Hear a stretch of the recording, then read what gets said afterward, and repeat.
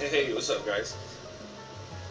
Yo, I could not find my fucking phone for like 10 minutes just now. I ain't even gonna fucking lie, yo. I started this stream, then I was like, oh, my phone. Now I'm looking, I'm reaching out all in here. I'm looking every fucking room in the house for this goddamn phone. That shit was on a goddamn toilet. Anyway.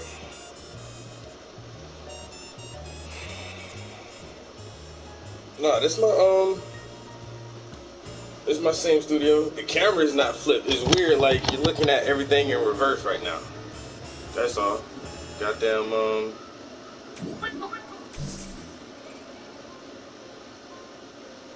yeah, I can't really do shit without my fucking phone on this app, yo. Like turn this fucking music off. Alright, that's off. And turn the camera around. Ah, now.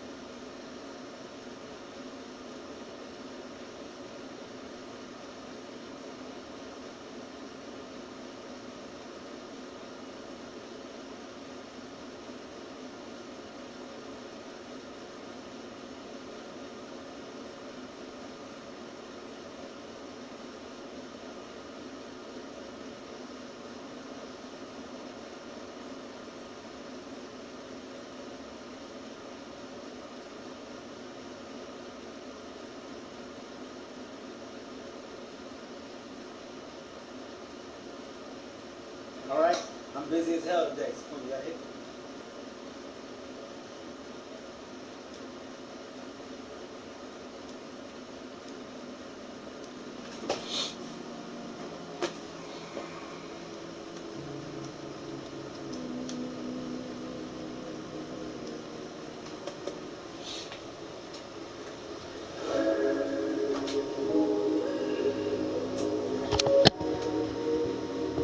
Taylor about the fucking flex. Not in the art gallery. I still have some art at one of my friends' clothing boutique, and there's a outside event that's coming up. I normally don't like to show my art outside, but I was asked directly by one of the gallery directors, because she helps with the art walk festival or something like that, and she came and asked me directly and said, would you mind putting a few pieces of art in this, it's a outside event. And I was like, I guess so. So I submitted some art for that. And then next month, September, I'll be back in the gallery for the Fringe Festival. And then in December, I'll be back in the gallery for the AFA December members show. So, oh, excuse me. Still got a few more gallery spots coming up this year. Just like right now, no, my shit, I don't have anything in the gallery right now. Guess I just got some shit on display in a couple random locations.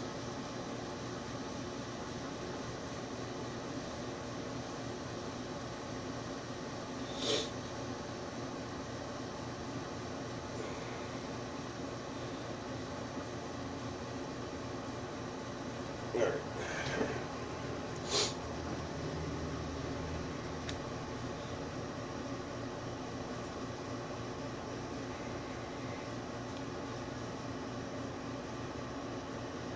Oh, definitely. I just came back from Virginia. I was down there for the weekend with my family. And Virginia is actually where I met my mentor at. And so every time I go back to Virginia, I just go sit in his art classes, and so I took this piece down there and worked on it a little bit, and just to show him what I'm doing and to show his other students the kind of stuff that I'm working on. I got so much positive feedback. I felt like a little rock star when I walked up in the gallery and started looking at my painting like, what the fuck? Oh my God, that's so beautiful. This one lady said, it's so beautiful. I think I'm about to cry. Whoa, lady, don't fucking cry. It's okay, it's just art. And I had a couple different people start asking about like my technique, how I developed it, and what colors I use for skin tones and things like that. And this is while I'm in art class with my art teacher, and some of his students are coming asking me questions. And my my art teacher comes up, he's like, wait, what the fuck you doing? You trying to run my class now? I'm like, nah, I'm not trying to run your class. But he introduced me to a guy, and the guy is the current art professor at Mary Washington University, and he's taking the same classes from the same guy that I took. So once again, when people ask me, oh, did you go to college or did you go to school for this, and I tell them no, but look, the guy who helped train me, he teaches art professors. That's how good he is. So I feel like I have better technical understanding than most kids who go to university for visual arts like this type. And this is a dying craft. There's not a really high demand or a big career for visual arts anymore, unless you go into like computer graphics and CGI and animation and try to do things like that. Then yeah, there's a wide open field for that, but you're not gonna, most people aren't gonna make a hella living off of this shit right here, you know what I'm saying? So a lot of people aren't even really going to school for this shit no more. Nobody don't give a fuck about fine art.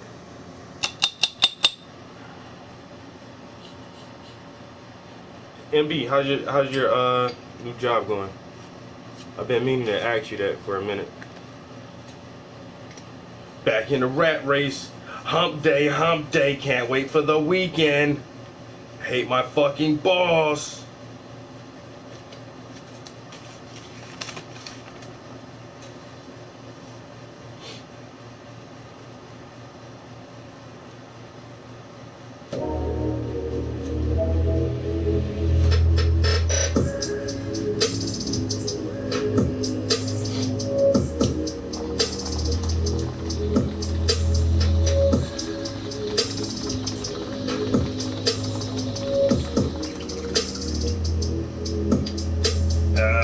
Yeah.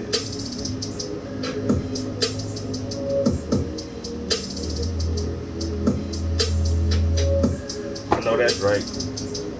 That shit'll hold you over for the time being until you get where you really want to go.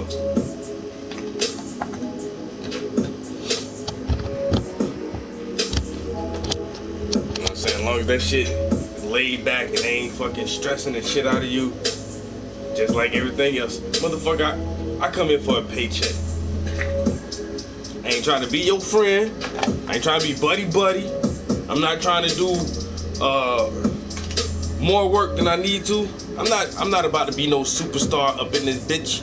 I just want to do my assigned duties for my assigned hours and take my ass the fuck home.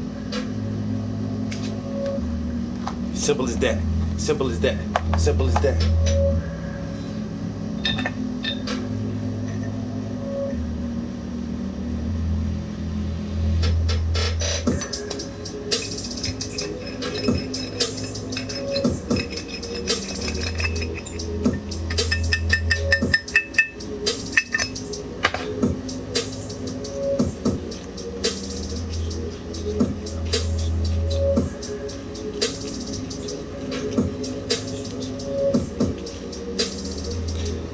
Damn straight.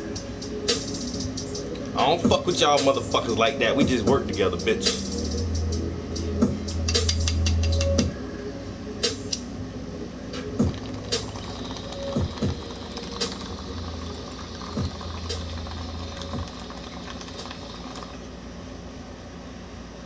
this powerful digital motor, a new era begins.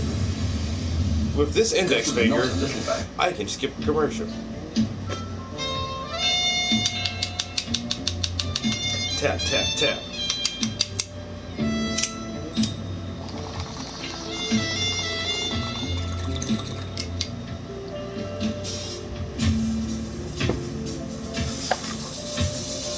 Oh yeah, oh yeah, 'cause I'm so high. Yeah, yeah, yeah, yeah.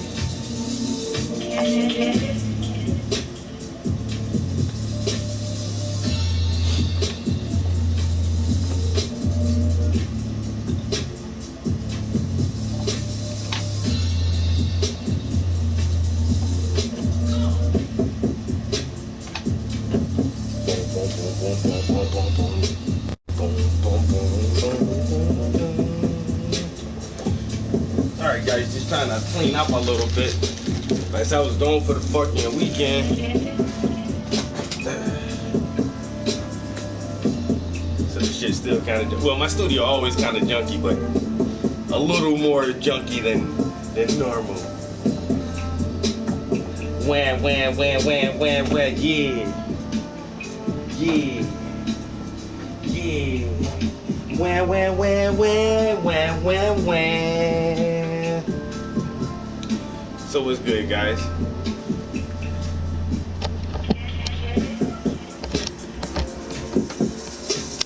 Oh my God.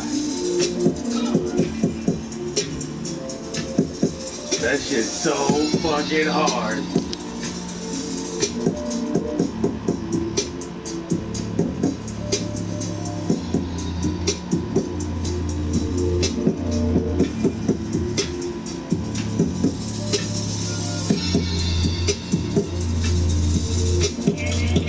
What up, what up, what up, what up, what up? What up, hey man, what them doctors say, man?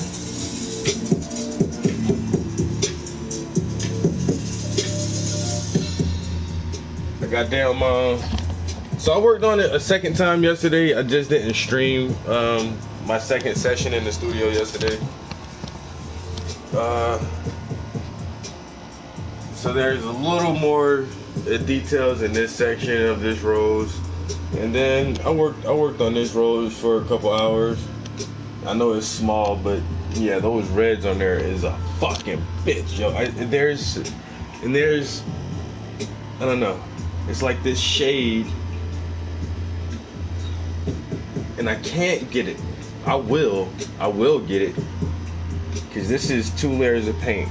So I'm gonna just let this motherfucker be, let it dry. On my 3rd layer of paint, I'm gonna get that fucking color, bro. That shit is like fuchsia, velvet, violet, motherfucking mahogany. I don't fucking know, but I done tried so many different combinations, but it's close. I can get close as shit, but there's like this one shade that's like right in between the dark and the light spots that just, I don't know. It's like, bitch, can't fucking get it right. Gotta keep trying to get that fucking magenta, goddamn permanent orange. I don't know what the fuck, bro. Damn it. I was in this bitch, like I say, about 2.5 hours working on just like this one little piece right here. That's why I didn't want to stream that shit, man. I was focusing too hard. I wouldn't even looked at the camera and said shit. I was like, man, I need to just paint this shit off camera, man. And that's, like I said, it's close, but it ain't. That shit ain't fucking dead on. But that next layer, I think I am just gonna have to do like, I don't know, man, magenta and a zillion crimson, or that shit is a weird ass fucking like a hot pink, purple, red, bitch.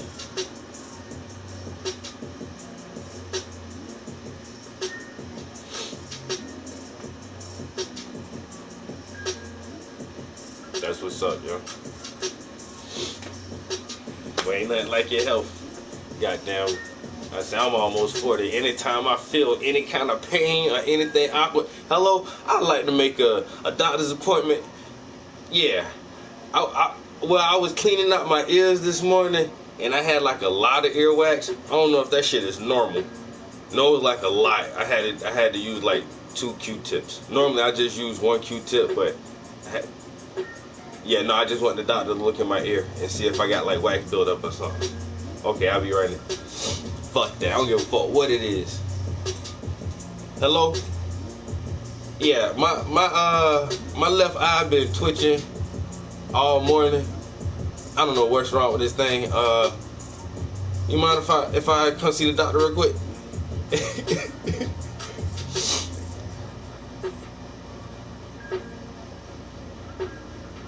It's done. Damn, Wody. Damn, bruh. Ain't no bringing it back, huh? That's fucked up.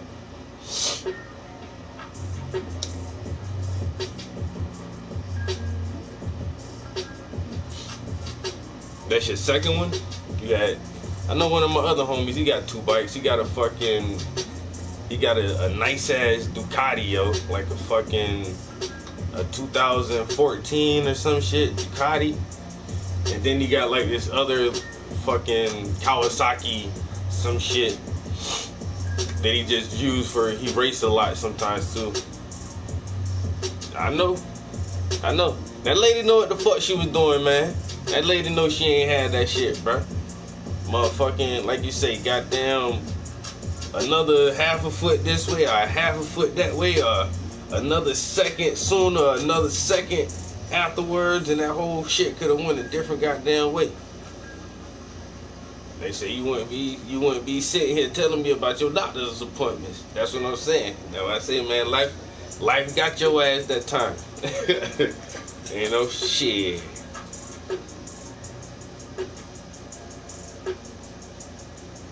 I don't know, bruh. That's why I try to be extra. I hope life don't slap me in my fucking face one day like, wake up, bitch. You know what I'm saying? There's some tragic shit that just like let you know, like, motherfucker, taking a breath is a good thing, bitch. You like doing that, huh? Yeah, that shit is nice. I love doing this, yo. I'm gonna try to do this as long as I can, you know what I'm saying, and appreciate every moment. Every time I can feel my heartbeat, every time I can take a breath. Boy, I still got my eyes, I can see. I got my hands, I can hold my brushes and paint. Boy, you know what I'm saying? That shit is just being alive. You know what? Without life, shit, we all be dead, yo. You know what I'm saying? Life is beautiful, man. That shit is a beautiful thing. You know what I'm saying? I ain't gonna lie, man. Like, a lot of shit scared me. I love to live, and I don't really care for big ass adrenaline rushes. You know what I'm saying? That shit don't really get me. I don't need no big rush of dopamine from fear and adrenaline. You know what I'm saying? So I don't like doing dangerous shit. I've never played a sport in my life. Not like for an official team like high school or any of that shit. I done played pickup games of almost everything. You know, baseball, basketball. But for real, like long-term shit, I've never played a sport. These motherfuckers who play sports pull their ligaments and their Achilles and all that shit. Your football players break their bone, break their legs and fingers and pinkies. Fuck all that shit, man. I don't ever ride no motorbikes or ATVs. I have ridden on all that shit. I've been on 4-wheelers and motorcycles, but to own one long term, like, I don't think I really need to do that shit, man. Like, even like cars, I've always owned a car, but I've never been like a car junkie. Like, motherfuckers getting them fast ass cars and shit. Like, nah, no. I even remember when motherfuckers back in the day used to wheelie they bicycles, just pop wheelies. I did that shit one time and fell off that bitch, yo. Hit my fucking head one time. Never did that shit again. Like, yo, that hurts. Let me just ride normal.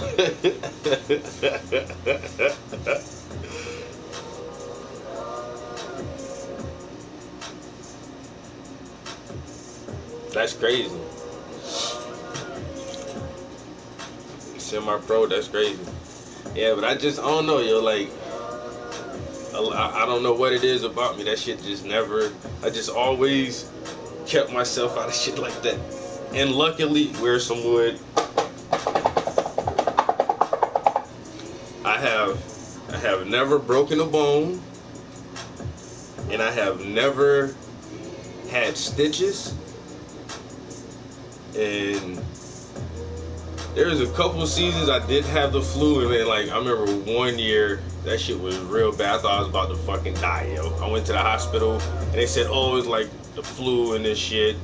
And I do have like some back pain, so I saw my doctor about that one time. But other than that, like I've never had to like spend the night in the hospital, like for my own physical pains and ailments. I've never had the doctors admit me and say, oh, Mr. Prince, you need to stay here tonight. We need to monitor you. You know what I'm saying? Anything that I've ever had has been like really minor or trivial. And I just hope that the rest of my life kind of like rides out just like that. Like the most serious shit I've ever had done is I have this right here is a crown. That's not my real tooth. I had a fucking cavity and it was pretty deep, so it's weird. It's like I have a partial tooth underneath it. If anyone knows what a crown is, they just kind of like shave your tooth down and then put a little cap on top of that shit. It's that's like the most extensive surgery that I've had, and I've had a wisdom tooth removed. Other than that, like, I don't know. That's why I say, man, yeah, you are fucking blessed, bro. You know what I'm saying? To go through some shit like that and still be here, fuck that. But at the same time, I feel like if I limit the dangerous activities that I participate in, obviously it should raise my chances of living a life without reoccurring accidents or incidents. That's how I just look at it. I'm telling you, bro, my whole life I think about that shit when people tell me stories like this. Like I say, my homeboy, I remember his fall once again, yo. He posted his brand new bike. I remember that shit, yo. He posted, it was summertime too. He posted his bike. Oh, got me. It was black and gold. That shit looked hot. And then, swear to God, like 3 weeks later, he posted a picture of him, no skin here, no skin here, no skin on this thigh. I'm like, dude, in 3 weeks, didn't you just get that bike? Like, oh my God. And that's all it took was like a couple of weeks. He already done laid that bitch down, and he in the hospital getting fucking skin grafted. I'm like, oh my goodness. And then that shit be scaring me just seeing motherfuckers who aren't padded up, even if it's hot as fuck. Put some leather on, bruh. Something. Motherfuckers be out there, old heads be out there with some jeans and a fucking tank top like this, riding on a fucking bike doing 60. I'm like, yo, you fucking crazy. No helmet. Like, man, fuck that shit, bruh. If I were to do that shit, and which like I said, I've ridden a bike, I put a helmet and a jacket on the 3 times I've ever been on a motorcycle. Fuck that. Give me some leather. You got some leather? Okay, I got the denim. I'm not gonna ride this shit fast anyway. But give me some leather, bro. Get this helmet on. Fuck that shit. I'm not playing with that shit. That's crazy, bro. That's crazy. That's wild, dude. Yo, let me go grab a water.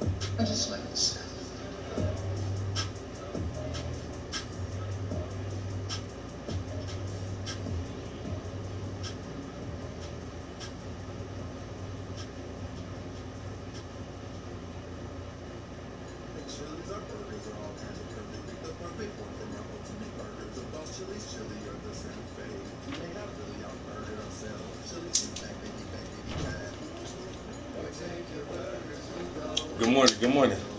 Man, y'all motherfuckers are up early as hell. What? Wait a minute. Oh, it's not that early. I agree to say. Thought it was earlier than that.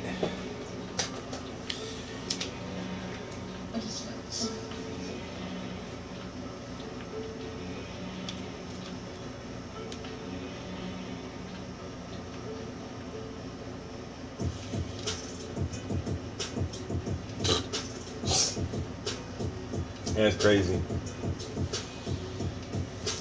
That's why I say, man, goddamn, I think once you hit like 60, you need to take a driving test every year. Fuck that.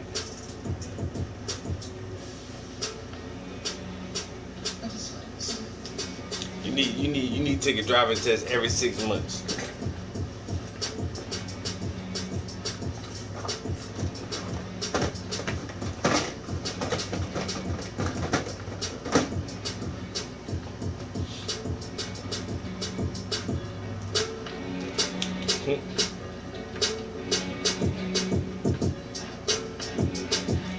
Oh yeah.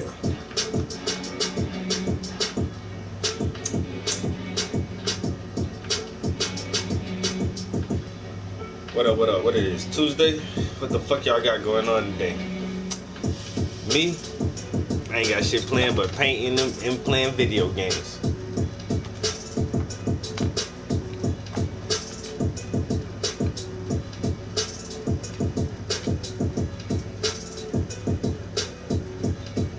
I wish this could be my life every day, yo. Watch. I'm seriously gonna make this shit.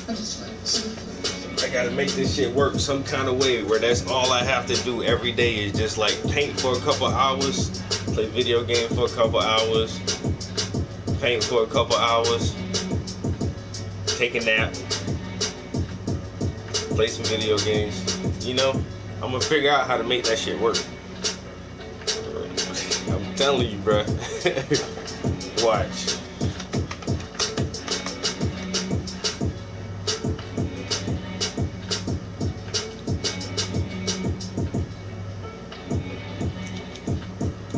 Yo, me and some guys were talking about this shit last night, and one dude asked, "What games y'all getting this year?"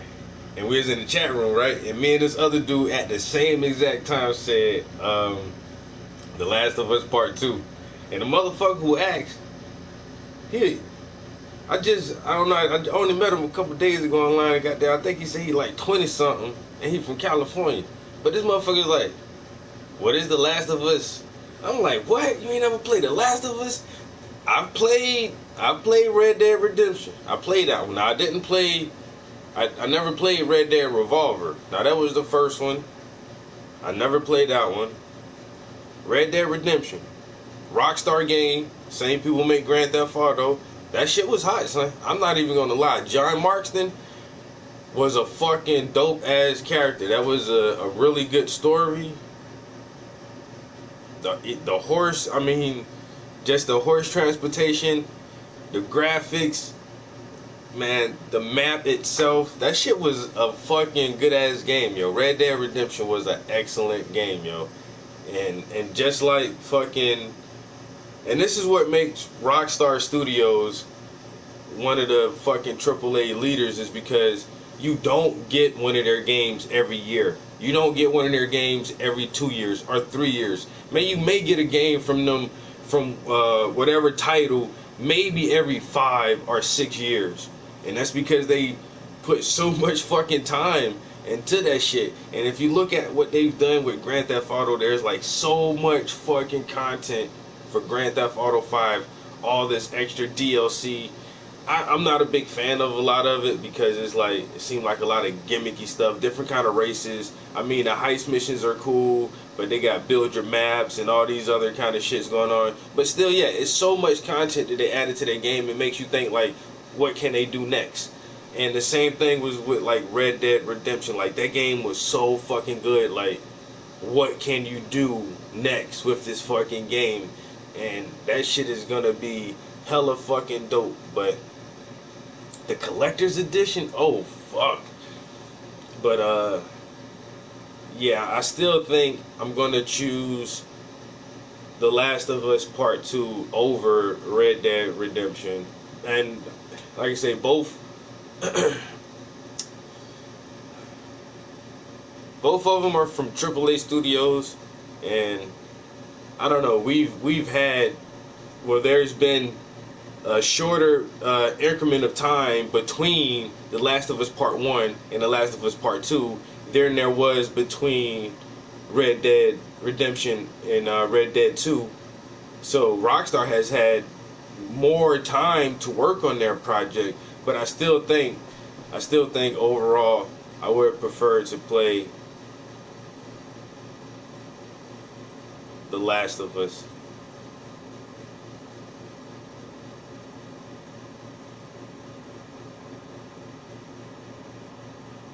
Red Dead Online.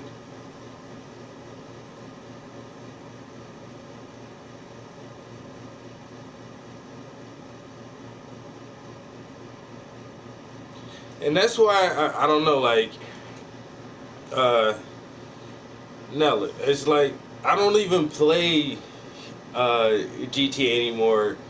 I still have my copy of it, but like I played the online to start with, but there's so many like just super gamers who do nothing but, you know, play this game and figure out how to exploit every little fucking glitch that they fucking can, and they make it really unfun for other people when you play online. And at the same time, like for me, like, okay, Grand Theft Auto 5 is the first time that there has been an online GTA, and I've been playing Grand Theft Auto since Grand Theft Auto 2 on the PC from the top-down version, and it's like playing that shit online doesn't make it a better game for me. It didn't make it better. I love the fucking storyline with Franklin and Mike and what's the other dude's name? The fucking crazy one, Trevor. But I love those characters. I love the story, how they all were kind of like at odds and figuring out shit, a little bit of deception, but at the end you had the option to bring them all together. And, you know, but playing the online didn't make that shit better for me. I love the Elder Scrolls. Elder Scrolls Online doesn't make that game better for me. I love Fallout, and I'm thinking that this Fallout 76, I don't think that that's gonna make the game better for me. I'm more of a traditional gamer. I'm 37 years old. I've been playing games since the fucking Atari, yo. And so I grew up with like mostly single player games. For the most part of my gaming experience, there was no online. You know what I'm saying? You had 2-player games where you and your homie can play Ninja Turtles and Double Dragon together. And for a long time, there wasn't even split screen. You know what I'm saying? Just play motherfucking Contra or goddamn Mortal Kombat, you know what I'm saying, and shit like that. So these making everything online doesn't make shit better for me. So the Grand Theft Auto online experience, I was like, it's nice, it's cool, but the character plot, the story plot, the character build, and each arcing story of the character is more important to me than being able to kill somebody else who's in fucking Germany somewhere, like, fuck you, like, that shit don't really make it better for me.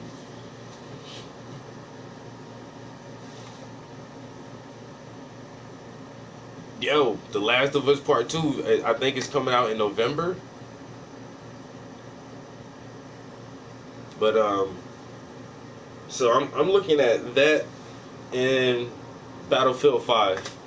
And there's like tons of other games coming out and tons of other games that I really want to play, but I think if I get The Last of Us Part 2 and Battlefield 5, that should take up enough of my time. And when I get new games, I really shut down from my art, because it's like, video games, because I'm still such a big kid. And video games, they're like interactive art. I love it because somebody sat down and had to design every little element to the visual effects of the game, from the lighting to the textures to just the weapons, and somebody really designed that. You had to come up with all kind of color palettes and everything for each individual character, each setting, and I really appreciate the 3D graphics and art in video games, because those artists are really fucking creative, and they're making our video games look more and more like reality. And so I like really high definition, really detailed, realistic looking video games. That's why you guys see me playing fucking Ghost Recon Wildlands, because as far as a shooter game goes, that shit looks real as fuck, yo. That shit is just, it looks real. And I like that. And so when I get new games, they really distract me. So I don't want to have too much new shit, and then I'm not in the studio painting for like 5 days at a time because I'm trying to play 4 or 5 new games. It's like, what the fuck? 42? Man, you an old fart. This dude. That's like, nah. 42. I can't wait. I hit the 40 club. Boozy.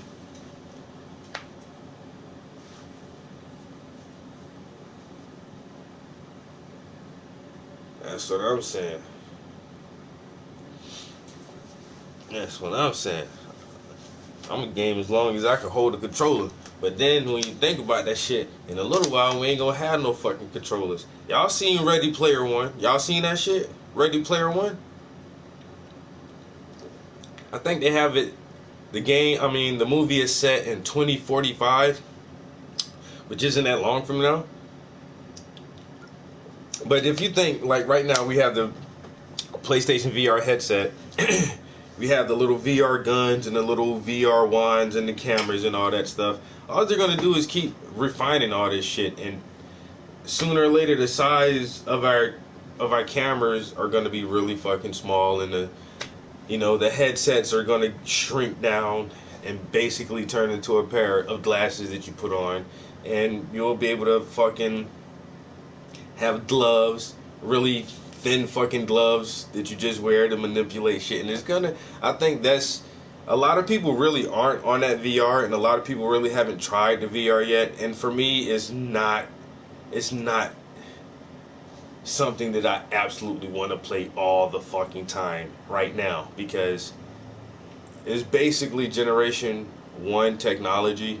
I mean, there's been tons of efforts at virtual reality prior to these new market headsets that are out from the HTL and what's the other one? There's like 3 or 4 of them out now. And they're, for what they do, they're relatively cheap. So, like I said, if you give it another 10 to 15 years, the technology is only going to get better, just like anything else. And then, this is, say, Generation 1 VR, and then you'll have PlayStation VR headset number 4 comes out. You know what I'm saying? And it's, just constantly better tech, the same way from PS1 to the PS4 Pro. How much they increased on that technology. And now you got a terabyte of memory right in this little ass box. And I can broadcast live fucking television across the fucking globe just by using this little fucking box. I find that shit amazing. That shit is amazing. And not just live TV, this shit is broadcasting live and being recorded at the same time, video and audio. You know what I'm saying? This shit is fucking crazy. So in fucking 20, 30 years from now, I mean, it's not going to be like the tech that how it grew for us, because technology grows exponentially, because we're only adding to the knowledge that we already have. So it took us 30 years to get, from those earlier console days to where we're at now. So in another 30 years, the tech will have increased, quadruple fold by then. So we'll get to the next mark faster and faster and faster, and gradually get to each mark faster and faster, because we're just stepping up on the next step of understanding from all the tech that we've already created.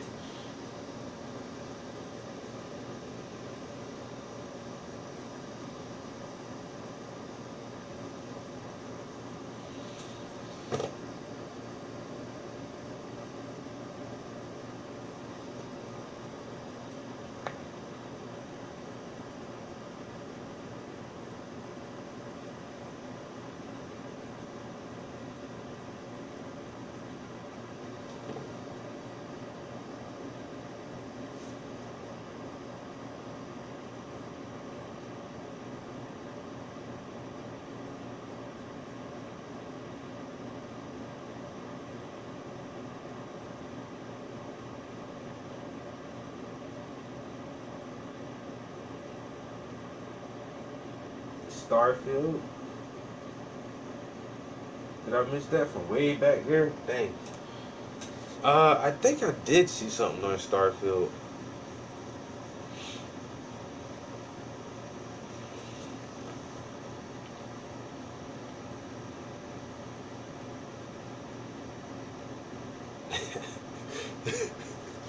This man named African Rebel.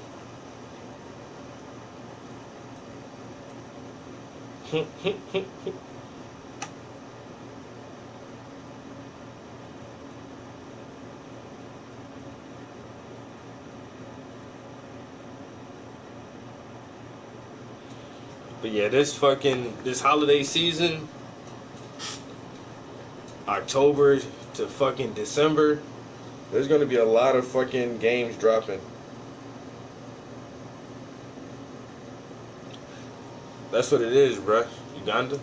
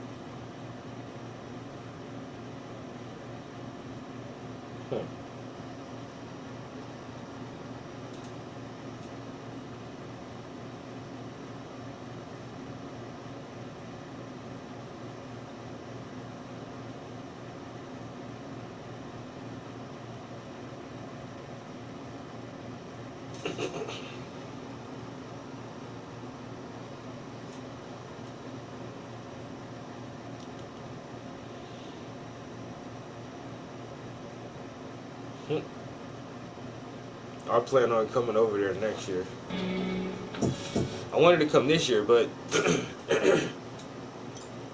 had to get some shit in line so I can get my passport. It's weird, man. These motherfuckers don't want me to leave this fucking country.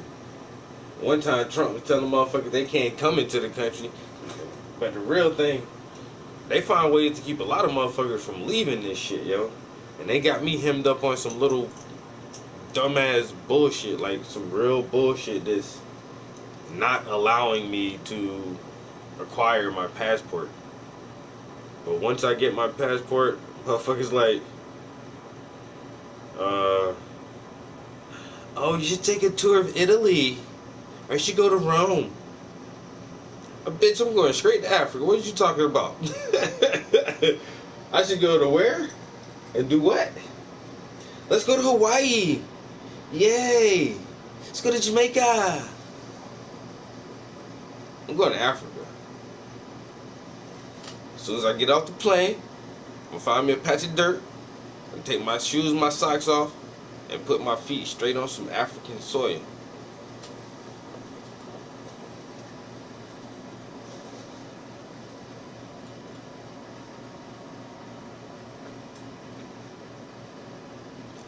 Oh no, yeah, it's all tribes.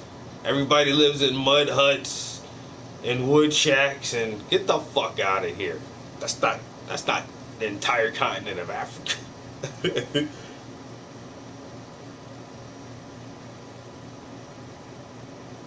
That's not the entire continent of Africa. What are you talking about?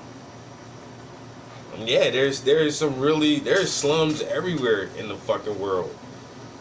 And that's mostly still due to colonialism and colonization. Because before the colonizers came, there were no slums. You know, there were no slums. Colonizers come, there's slums.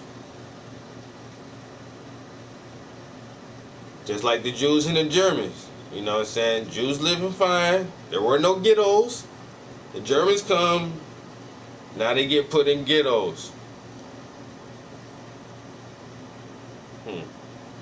Same shit happen everywhere.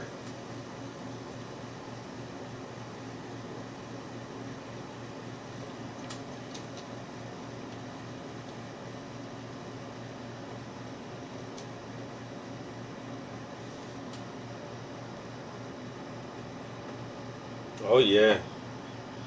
Oh, these motherfuckers give me my passport, bruh. That's the first place I'm going. Fuck that. Fuck everywhere else. You know what I'm saying? And if the Africans be like, "Oh, you American," I love you too, brother. I just had to come see this shit, man. You know what I'm saying? I'm not trying to take no ancestry.com DNA and all that shit. Nah, motherfuckers. I heard they making clones out of motherfuckers, man. You don't send nobody your DNA. Don't mail your spit off to nobody. You know what I'm saying? If you want to know what country you come from in Africa, how about you go over there and you pick a country that you want to live in, and then you have a kid there, and then you can say, hey, my kid was born in Ghana. You know what I'm saying? Uganda. You know what I'm saying? Zimbabwe. That's where my son is. And now your son say, oh, I'm from Zimbabwe, or I'm from Senegal. You know what I'm saying? Or wherever you want to go. I'm from Morocco. You know what I'm saying? Wherever. That's how I figure out. That's the best way. You wanna know where you from? Go reclaim some shit. Motherfucker, I'm moving to Canada. Trump becomes president. I'm moving to Canada. Bitch, there's Africa. You know what I'm saying? You can go to South Africa just like all the goddamn expats. All the expats want to go to South Africa. Shit, you go to South Africa too. Shit, Congo, motherfucking. Yeah, wherever you want to go. Fuck that. Let these motherfuckers give me my passport. What, my Facebook timeline gonna be so flooded with pictures.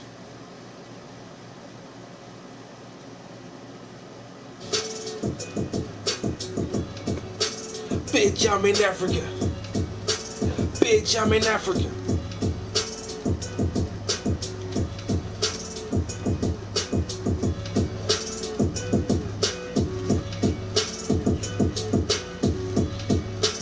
Alright, I need to get some painting done. Boom, boom.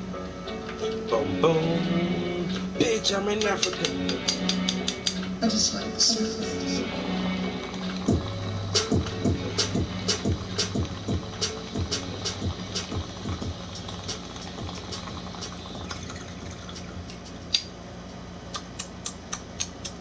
Mmm.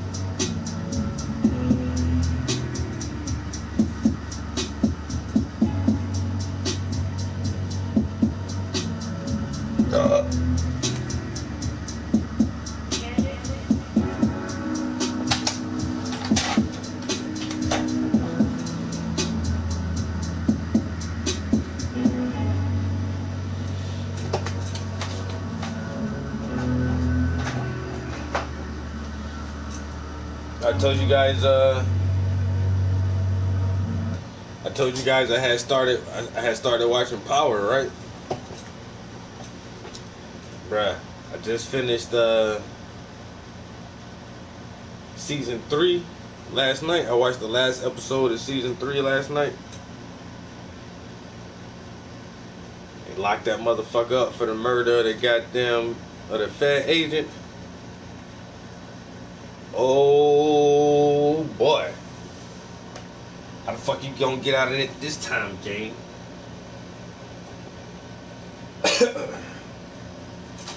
That's a crazy ass fucking show.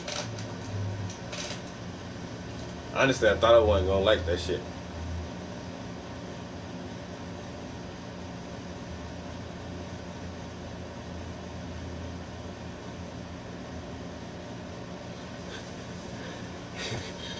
Mayor McCheese. Damn. Oh, I did meant to listen to that though. Didn't Trump just sit down with Putin?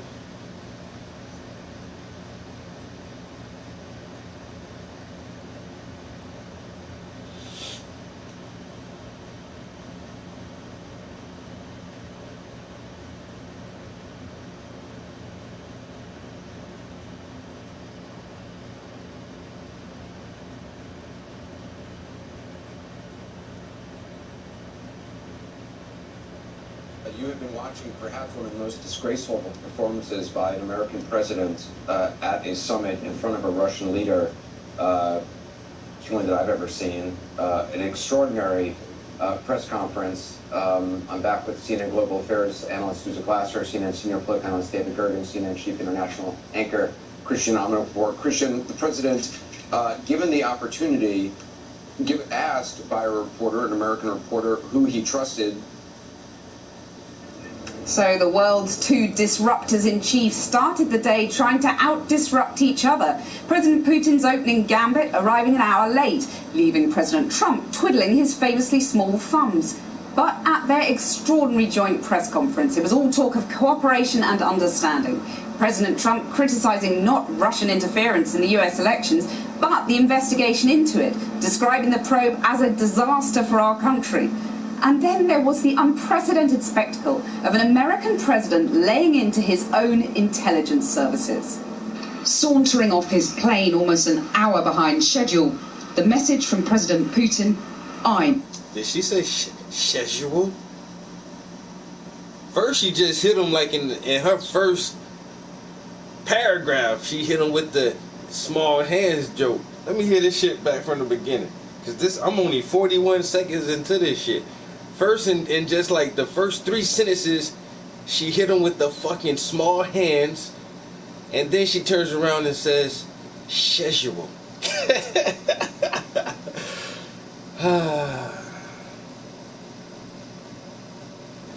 So the world's two disruptors-in-chief started the day trying to out-disrupt each other. President Putin's opening gambit arriving an hour late, leaving President Trump twiddling his famously small thumbs. But at their extraordinary joint press conference, it was all talk of cooperation and understanding. President Trump criticising not Russian interference in the US elections, but the investigation into it, describing the probe as a disaster for our country. And then there was the unprecedented spectacle of an American president laying into his own intelligence services. Sauntering off his plane almost an hour behind schedule, the message from President Putin, I'm in charge. He's seen Russia become a global pariah. Now he's meeting the leader of the Western world on equal terms. A hurriedly arranged summit, but there was no hurrying his endless convoy. Vladimir Putin is arriving at the presidential palace. He's kept Donald Trump waiting. Classic power play. A celebrity wedding-style tent, appropriate for 2 men who seem to treat politics... Classic power play. Yeah.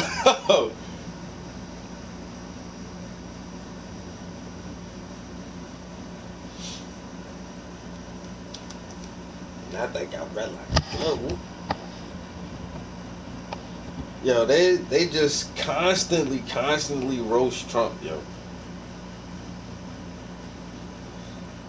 I want to just get to the part where they were talking. Everything I see is already the afterwards commentary, Hannity.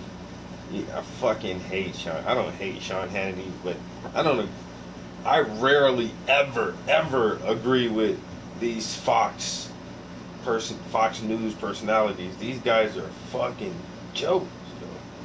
Noam Chomsky full length interview. Who rules the world? Is that something new? That's not something new. I've already listened to that, Noam Chomsky. But this, okay, fallout from Trump's face-to-face meeting with Putin, that's past tense. Anderson Cooper, full disrespectful performance by the president. Watch Donald Trump and Vladimir Putin's full press conference. This is what I was looking for. Distinguished Mr. President, ladies and gentlemen, negotiations with the President of the United States, Donald Trump, took place in a frank and business-like atmosphere. I think we can call it a success and a very fruitful round of negotiations. We carefully analyzed the current status, the present and the future of the Russia-United States relationship, key issues of the global agenda. It's quite clear to everyone that the bilateral relationship are going through a complicated stage, and yet those impediments, the current tension, the tense atmosphere, essentially have no solid reason behind it. The Cold War is a thing of past. The era of acute ideological confrontation of the two countries is a thing of remote past, is a vestige of the past. The situation in the world changed dramatically. Today, both Russia and the United States face a whole new set of challenges. Those include a dangerous maladjustment of mechanisms for maintaining international security and stability, regional crises, the creeping threats of terrorism and transnational crime. It's the snowballing problems in the economy, environmental risks, and other sets of challenges. We can only cope with these challenges if we join the ranks and work together. Hopefully, we will reach this understanding with our American partners. Today's negotiations reflected our joint wish with President Trump to redress this negative situation in the bilateral relationship. Outline the first steps for improving this relationship to restore the acceptable level of trust and going back to the previous level of interaction on all mutual interests issues. As major nuclear powers, we bear special responsibility for maintaining international security. And vital, and we mentioned this during the negotiations, it's crucial that we fine-tune the dialogue on strategic stability and global security and non-proliferation of weapons of mass destruction. We submitted our American colleagues a note with a number of specific suggestions. We believe it necessary to work together further on to interact on the disarmament agenda, military and technical cooperation. This includes the extension of the Strategic Offensive Arms Limitation Treaty. It's the dangerous situation with the global American anti-missile defense system. It's the implementation issues with the INF Treaty. And of course, the agenda of non-placement of weapons in space. We favor the continued cooperation in counterterrorism and maintaining cybersecurity. And I'd like to point out specifically that our special services are cooperating quite successfully together. The most recent example is their operational cooperation within the recently concluded World Football Cup. In general, the contacts among the special services should be put to a system-wide basis, should be brought to a systemic framework. I recall I reminded President Trump about the suggestion to re-establish the working group on anti-terrorism. We also mentioned a plethora of regional crises. It's not always that our postures dovetail exactly, and yet the overlapping and mutual interests abound. We have to look for points of contact and interact closer in a variety of international fora. Clearly, we mentioned the regional crisis. for instance, Syria. As far as Syria is concerned, the task of establishing peace and reconciliation in this country could be the first showcase example of the successful joint work. Russia and the United States apparently can act proactively and assume the leadership in this issue and organize the interaction to overcome humanitarian crisis and help Syrian refugees to go back to their homes. In order to accomplish this level of successful cooperation in Syria, we have all the required components. Let me remind you that both Russian and American military acquired a useful experience of coordination of their action, established the operational channels of communication, which permitted to avoid dangerous incidents and unintentional collisions in the air and in the ground. Also, crushing terrorists in the southwest of Syria, the south of Syria, should be brought to the full compliance with the Treaty of 1974 about the separation of forces, of Israel and Syria. This will bring peace to Golan Heights and bring a more peaceful relationship between Syria and Israel, and also to provide security of the State of Israel. Mr. President paid special attention to the issue during today's negotiations, and I would like to confirm that Russia is interested in this development and this will act accordingly. Thus far, we will make a step toward creating a lasting peace in compliance with the respective resolutions of Security Council, for instance, the resolution 338. We're glad that the Korean Peninsula issue is starting to resolve. To a great extent, it was possible thanks to the personal engagement of President Trump, who opted for dialogue instead of confrontation. We also mentioned our concern about the withdrawal of the United States from the JCPOA. Well, our US counterparts are aware of our posture.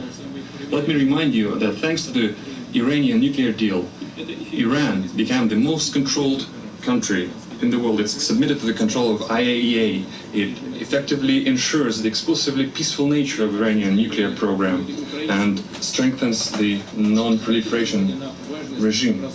While we discussed the internal Ukrainian crisis, we paid special attention to the bona fide implementation of Minsk agreements by Kiev. At the same time, the United States could be more decisive in nudging the Ukrainian leadership and encourage it to work actively in this. We paid more attention to economic ties and economic cooperation. It's clear that both countries, the businesses of both countries are interested in this.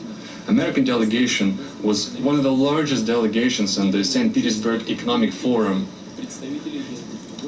It featured over 500 representatives of American businesses. We agreed, me and President Trump, we agreed to create a high-level working group that would bring together captains of Russian and American business. After all, entrepreneurs and businessmen know better how to articulate this successful business cooperation. We'll let them think and make their proposals and suggestions in this regard. Once again, President Trump mentioned the issue of the so-called interference of Russia in the American elections, and I had to reiterate things I said several times, including during our personal contacts, that the Russian state has never interfered and is not going to interfere into internal American affairs, including the election process. Any specific material, if such things arise, we are ready to analyze together. For instance, we can analyze them through the joint working group on cybersecurity, the establishment of which we discussed during our previous contacts. And clearly, it's past time we restore our cooperation in the cultural area, in the humanitarian area. as far as I think you know that recently we hosted the American Congressman delegation, and now it's perceived and portrayed almost as a historic event, although it should have been just a current affairs, just business as usual. And in this regard, we mentioned this proposal to the President. We have to think about the practicalities of our cooperation, but also about the rationale, the underlying logic of it.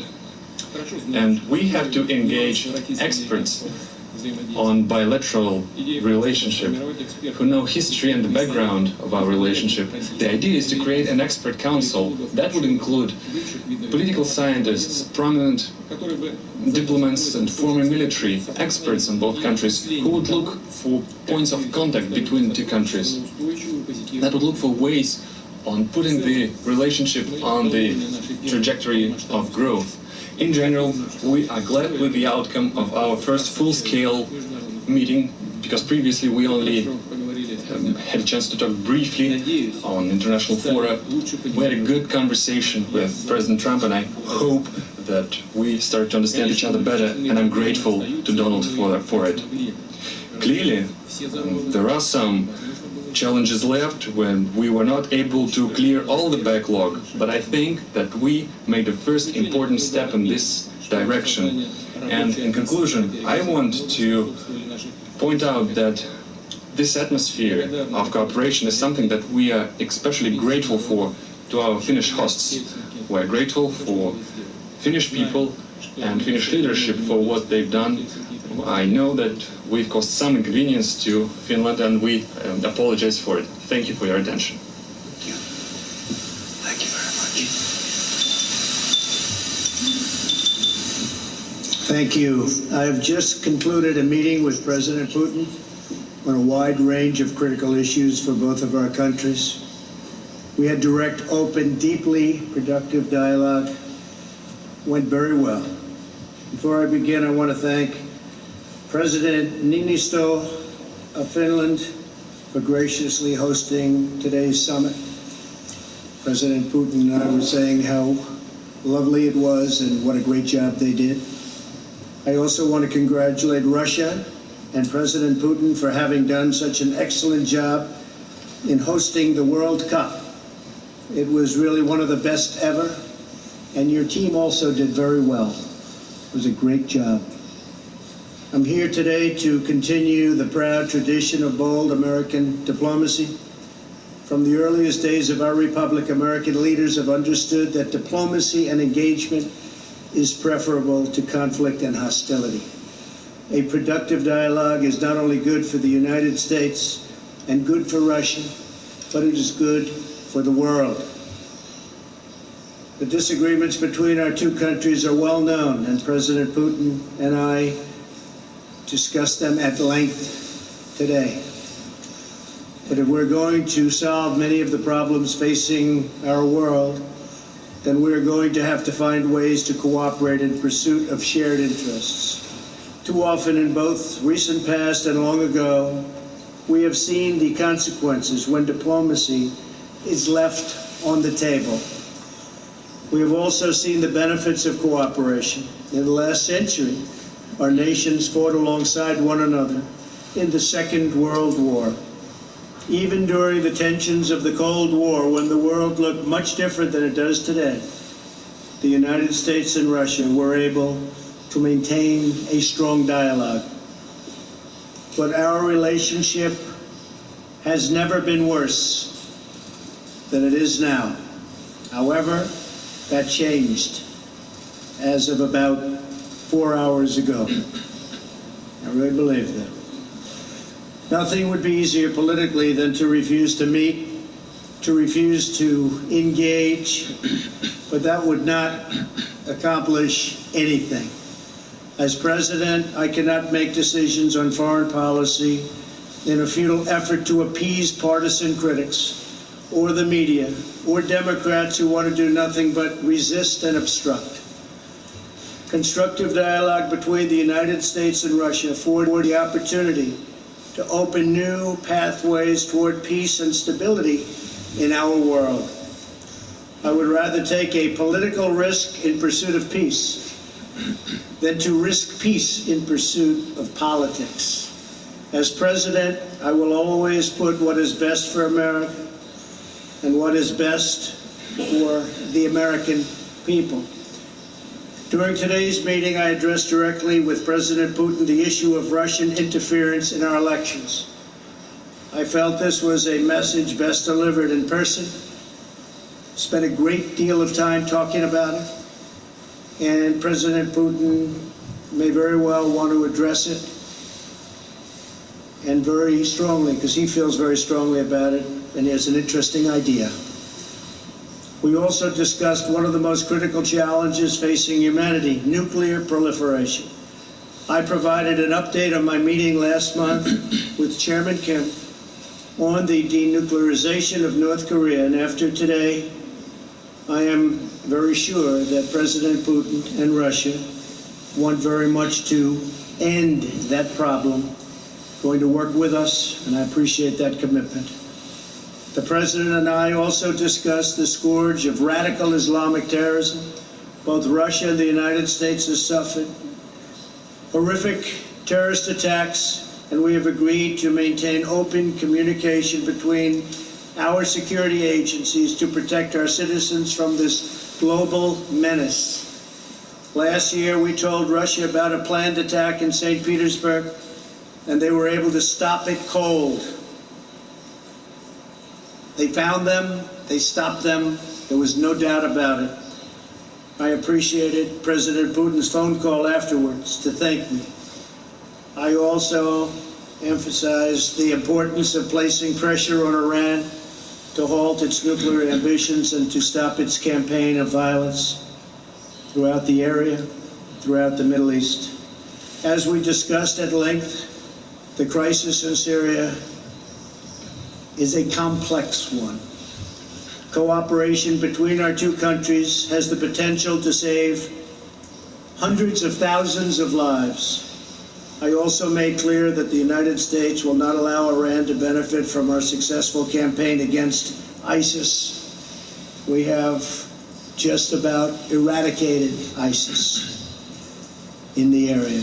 We also agreed that representatives from our national security councils will meet to follow up on all of the issues we addressed today and to continue the progress we have started right here in Helsinki. Today's meeting is only the beginning of a longer process, but we have taken the first steps toward a brighter future, and one with a strong dialogue and a lot of thought. Our expectations are grounded in realism, but our hopes are grounded in America's desire for friendship, cooperation, and peace. And I think I can speak on behalf of Russia when I say that also. President Putin, I want to thank you again for joining me for these important discussions and for advancing open dialogue between Russia and the United States. Our meeting carries on a long tradition of diplomacy between Russia, the United States, for the greater good of all. And this was a very constructive day. This was a very constructive few hours that we spent together. It's in the interest of both of our countries to continue our conversation, and we have agreed to do so. I'm sure we'll be meeting again in the future, often, and hopefully we will solve every one of the problems that we discussed today. So, again, President Putin, thank you very much. Господа президенты, сейчас журналисты смогут задать по два вопроса. Now the journalists would have a chance to ask two questions, two sets of questions each. First, the Russian journalist will ask the question. Please give your affiliation. Good afternoon. My name is Alexei Meshkov, Interfax Information Agency. I have a question to President Trump. During your recent European tour, you mentioned that the implementation of the Nord Stream 2 gas pipeline makes Europe a hostage of Russia, and you suggested that you could free Europe from this by supplying American LNG. But this cold winter actually showed that the current model, current mechanism of supply of fuel to Europe is quite viable. At the same time, as far as I know, US had to buy even Russian gas for Boston. I have a question. The implementation of your idea has a political tinge to it, or is it a practical one? Because there will be a gap formed in the supply and demand mechanism, and first it's the consuming countries who will fall into this gap. And the second question, before the meeting with President Putin, you called him an adversary, a rival, and yet you expressed hope that you will be able to bring this relationship to a new level. Did you manage to do this? No, actually I called him a competitor, and a good competitor he is. And I think the word competitor is a compliment. I think that we will be competing when you talk about the pipeline. I'm not sure necessarily that it's in the best interests of Germany or not, but that was a decision that they made. We'll be competing. As you know, the United States is now, or soon will be, but I think it actually is right now the largest in the oil and gas world. So we're going to be selling LNG, and we'll have to be competing with the pipeline. And I think we'll compete successfully, although there is a little advantage locationally. So I just wish them luck. I mean, I did. I discussed with Angela Merkel in pretty strong tones. But I also know where they're all coming from. And they have a very close source. So we'll see how that all works out. But we have lots of sources now, and the United States is much different than it was a number of years ago when we weren't able to extract what we can extract today. So today we're number one in the world at that, and I think we'll be out there competing very strongly. Thank you very much. If I may, I throw in some 2 cents. We talked to Mr. President, including this subject as well. We are aware of the stance of President Trump, and I think that we, as a major oil and gas power, and the United States is a major oil and gas power as well, we can work together on regulation of international markets, because neither of us is actually interested in the plummeting of the prices. And the consumers will suffer as well, and the consumers in the United States will suffer as well, and the shale gas production will suffer. Because beyond a certain price bracket, it's no longer profitable to produce gas.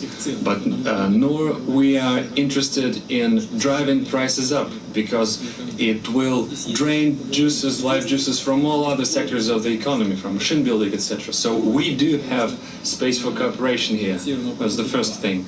Then about the Nord Stream 2. Mr. President voiced his concerns about the possibility of disappearance of transit through Ukraine, and I reassured Mr. President that Russia stands ready to maintain this transit. Moreover, we stand ready to extend this transit contract that is about to expire next year, in case if the dispute between the economic entities will be settled in the Stockholm Arbitration Court. The first question from the journalist goes to Jeff Mason from Reuters.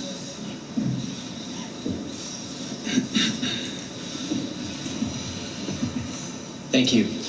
Mr. President, you tweeted this morning that it's U.S. foolishness, stupidity, and the Mueller probe that is responsible for the decline in U.S. relations with Russia. Do you hold Russia at all accountable for anything in particular?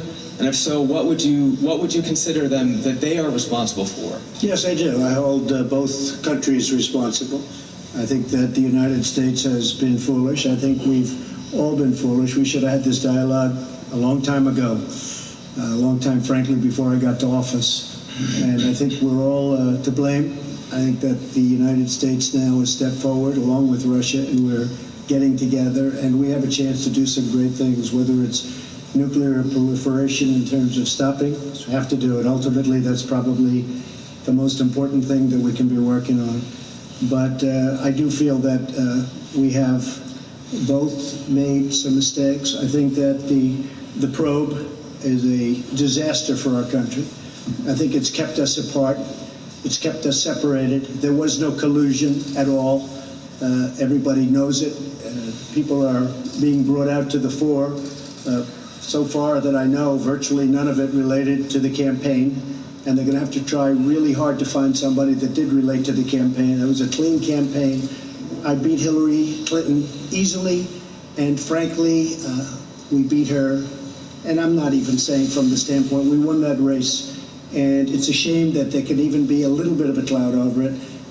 People know that, people understand it, but the main thing, and we discussed this also, is zero collusion. And it has had a negative impact upon the relationship of the two largest nuclear powers in the world. We have 90% of nuclear power between the two countries. It's ridiculous. It's ridiculous what's going on with the probe. For President Putin, if I could follow up as well, why should Americans and why should President Trump believe your statement that Russia did not intervene in the 2016 election, given the evidence that U.S. intelligence agencies have provided? And will you consider extraditing the 12 Russian officials that were indicted last week by a U.S. grand jury? Well, I'm going to let the President answer the second part of that question.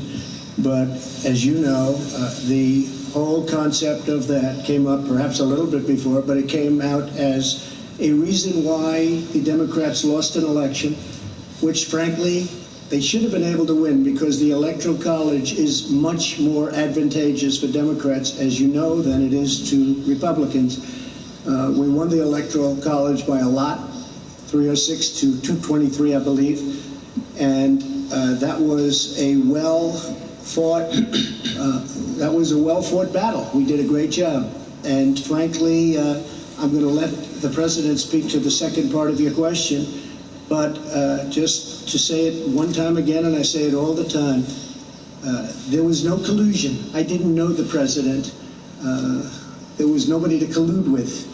There was no collusion with the campaign. And every time you hear all of these, 12 and 14, it's stuff that has nothing to do, and frankly, they admit these are not people involved in the campaign. But to the average reader out there, they're saying, well, maybe that does. It doesn't.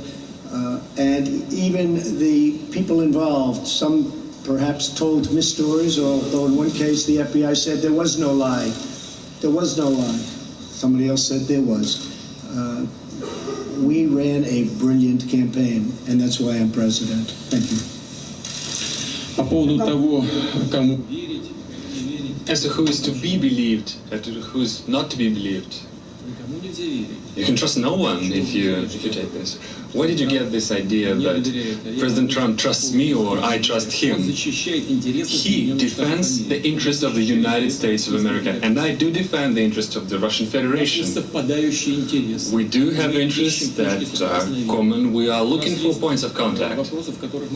There are issues where our postures diverge, and we are looking for ways to reconcile our differences, how to make our effort more meaningful. We should not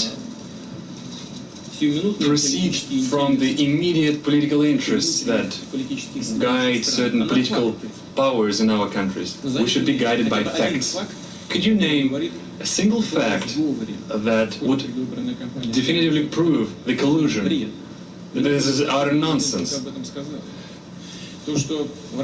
Just like the President recently mentioned.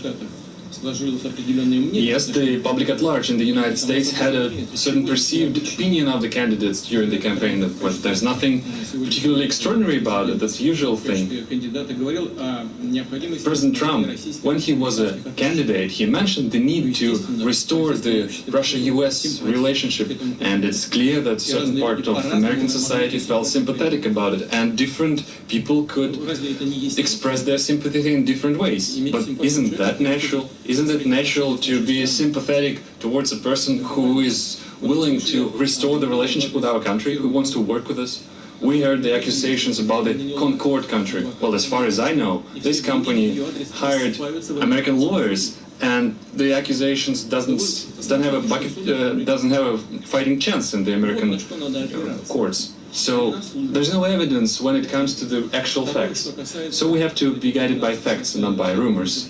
Now, let's get back to the issue of these 12 alleged intelligence officers of Russia. I don't know the full extent of the situation, but the President Trump mentioned this issue, and I will look into it. So far, I can say the following. The things that, off the top of my head, we have an existing agreement between the United States of America and the Russian Federation, an existing treaty that dates back to 1999. The mutual assistance on criminal cases. This treaty is in full effect. It works quite efficiently. On average, we initiate about 150 criminal cases upon request from foreign states. For instance, the last year, there was one extradition case upon the request sent by the United States. So this treaty has specific legal procedures. We can offer that the appropriate commission headed by Special Attorney Mueller, he can use this treaty as a solid foundation and send an official request to us so that we would interrogate, we would hold a questioning of these individuals who he believes are privy to some crimes. And our law enforcement are perfectly able to do this questioning and send the appropriate materials to the United States. Moreover, we can meet you halfway, we can make another step. We can actually permit official representatives of the United States, including the members of this very commission headed by Mr. Mueller, we can let them into the country and they will be present at this questioning. But in this case, there's another condition. This kind of effort should be a mutual one. Then we would expect that the Americans would reciprocate and they would question officials, including the officers of law enforcement and intelligence services of the United States, whom we believe who have something to do with illegal actions on the territory of Russia.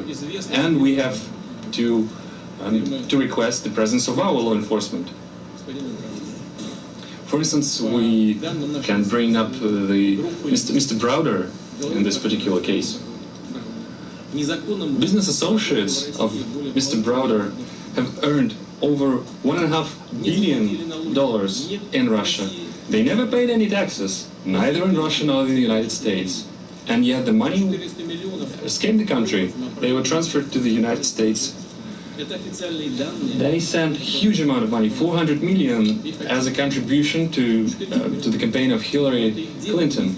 Well, that's their personal case. It might have been legal, the contribution itself, but the way the money was earned was illegal. So we have a solid reason to believe that some intelligence officers accompanied and guided these transactions. So we have an interest of questioning them. That could be a first step, and we can also extend it.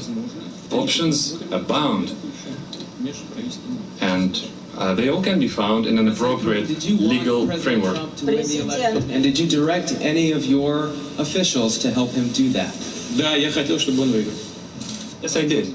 Yes, I did. Because he talked about bringing the U.S.-Russia relationship back to normal. Продолжаем. Я думаю, вполне вопросы 3 может задать кто-то из российского пула. I think there can be 3 questions from the Russian pool. Russia Today, you have the floor. Спасибо большое. Thank you so much. Добрый вечер. Меня зовут... Good evening to everyone. My name is Ilya Petrenko. Телеканал RT. RT TV channel.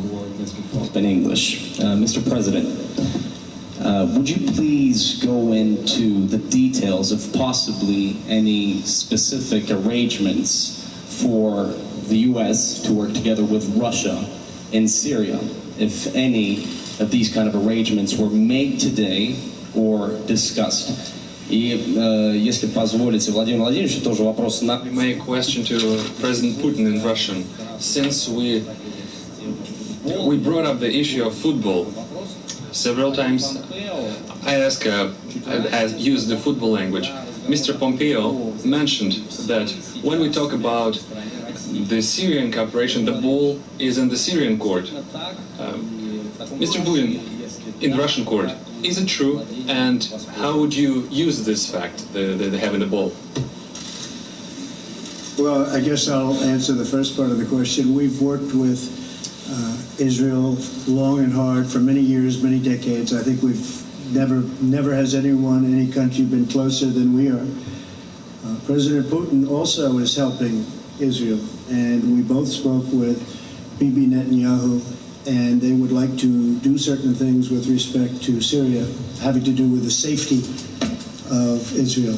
So in that respect, we absolutely would like to work in order to help Israel, and Israel will be working with us, so both countries would work jointly. And I think that when you look at all of the progress that's been made in certain sections with the eradication of ISIS, we're about 98%, 99% there, and other things that have taken place that we've done, and that, frankly, Russia has helped us with in certain respects.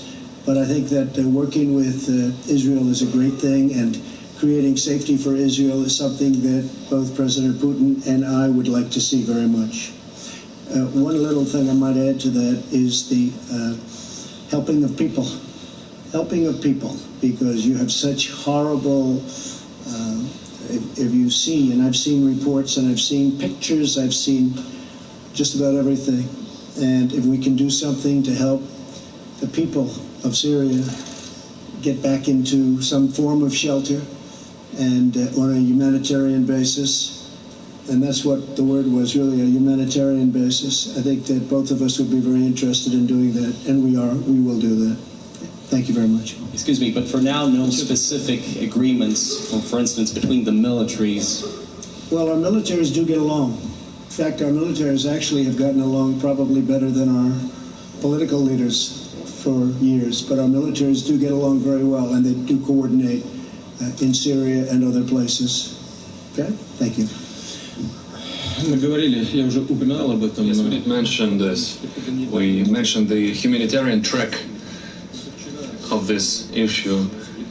Yesterday I discussed this with French President Mr. Macron, and we reached an agreement that together with European countries, including France, we will step up this effort. On our behalf, we provide military cargo aircraft to deliver the humanitarian cargo. And today I brought up this issue with President Trump. I think there is plenty of things to look into. The crucial thing here is that a huge amount of refugees are in Turkey, in Lebanon, in Jordan, in the states that border adjacent to Syria. If we help them, the migratory pressure upon the European states will be decreased manifold. And I believe it's crucial from any point of view, from humanitarian point of view, from the point of view of helping people, helping the refugees. And in general, I agree, I concur with President Trump. Our military cooperate quite successfully together. They do get along, and I hope they will be able to do so in future. We will keep working in the Astana format, I mean Russia, Turkey and Iran, which I informed President Trump about. But we do stand ready to link these efforts to the so-called small group of states, so that the process would be a broader one, it would be a multidimensional one, and so that we will be able to maximize our fighting chance to get the ultimate success in the issue of Syria. And speaking about having the ball in our court in Syria, President Trump has just mentioned that we've successfully concluded the World Football Cup. Speaking of the football, actually, Mr. President, I'll give this ball to you, and now the ball is in your court. All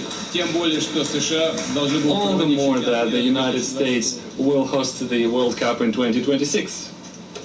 That's right. Thank you very much. We do host it, and we hope we do as good a job. That's very nice. That will go to my son, Barron. We have no question. In fact, Melania, here you go. Okay. The final question from the United States will go to Jonathan Lemire from the AP.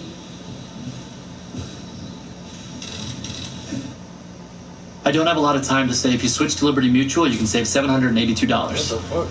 That was faster than I thought.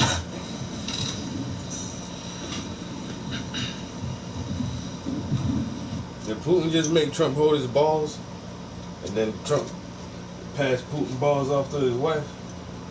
If I'm not mistaken, that's what just took place. I might have to rewind that, watch that shit again in slow mo. His voice is yeah, it's almost over though. Thank you. Question for each president. President Trump, please, you first. Just now, President Putin denied election interference in 2016. Every U.S. intelligence agency has concluded that. But I don't want to stop painting. I need to work on this. I want to start working on that earring in a little bit. Who do you believe? Go grab something. My second question is, would you now, with the whole world watching, tell President Putin, would you denounce what happened in 2016, or would you warn him to never do it again? So let me just say that we have two thoughts. You have groups that are wondering why the FBI never took the server. Why haven't they taken the server? Why was the FBI told to leave the office of the Democratic National Committee? I've been wondering that. I've been asking that for months and months, and I've been tweeting it out and calling it out on social media. Where is the server? I want to know, where is the server, and what is the server saying? With that being said, all I can do is ask the question. My people came to me, Dan Coates came to me, and some others. They said they think it's Russia. I have President Putin. He just said it's not Russia. I will say this. I don't see any reason why it would be, but I really do want to see the server. But I have confidence in both parties. I really believe that this will probably go on for a while, but I don't think it can go on without finding out what happened to the server.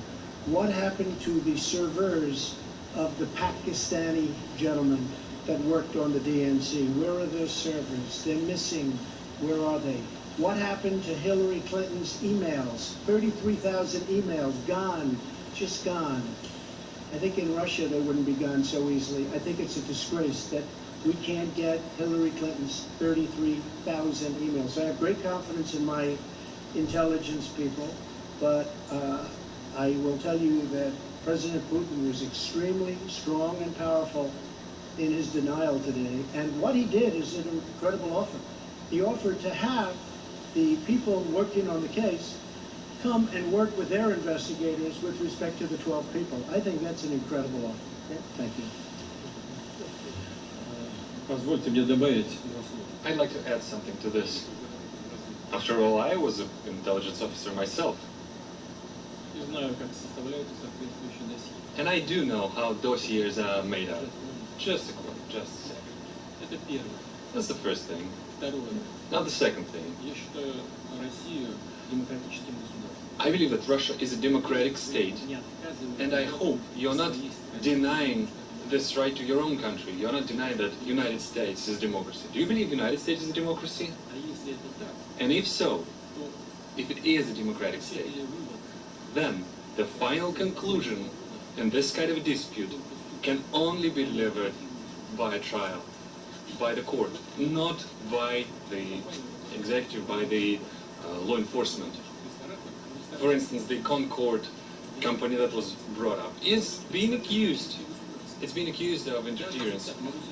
But this company does not constitute the Russian state. It does not represent the Russian state. And I brought several examples before.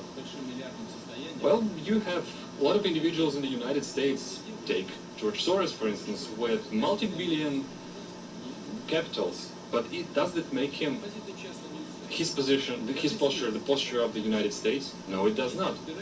But it's the same case. There is the issue of trying a case in the court, and the final say is for the court to deliver. We are now talking about the private, the individuals, and not about particular states. And as far as the most recent allegation is concerned about the Russian intelligence officers, we do have an intergovernmental treaty. Please do send us the request. We will analyze it properly and we'll send a formal response. And as I said, we can extend this cooperation but we should do it on a reciprocal basis, because we would await our Russian counterparts to provide us access to the persons of interest for us, who we believe can have something to do with the intelligence service. Let's discuss the specific issues and not use the Russia and the US relationship as a loose change for this internal political struggle. A question for President Putin. Thank you. Two questions for you, sir. Can you tell me what President Trump may have indicated to you about officially recognizing Crimea as part of Russia? And then secondly, sir, does the Russian government have any compromising material on President Trump or his family?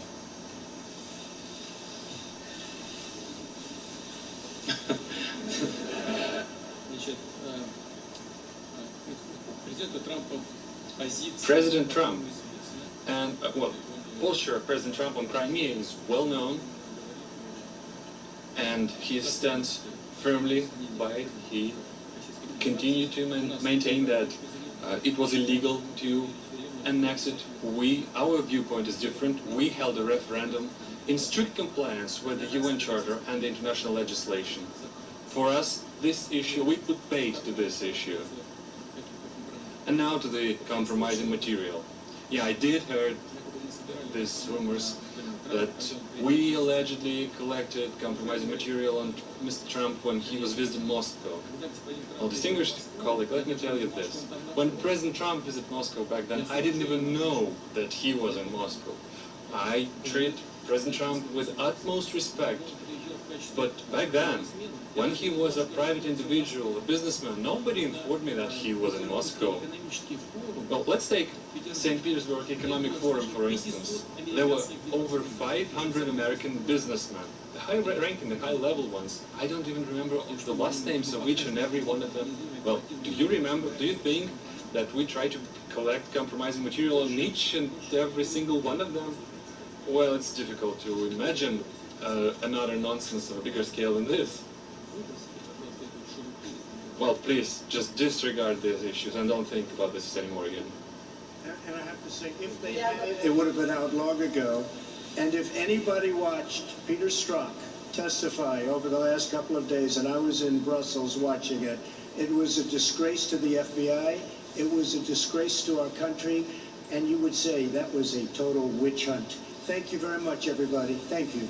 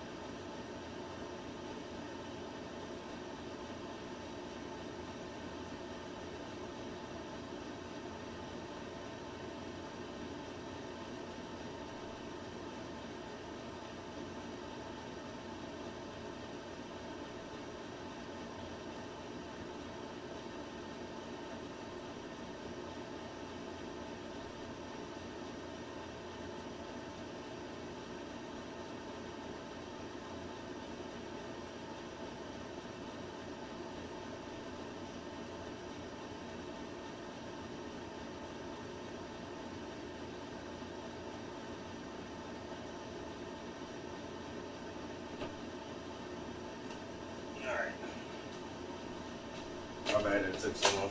Oh shit. Actually had to fucking change out the fucking laundry too. It feels like I do laundry every day. Is this what a soccer mom feels like? I swear it feels like I'm fucking folding towels and socks like every day.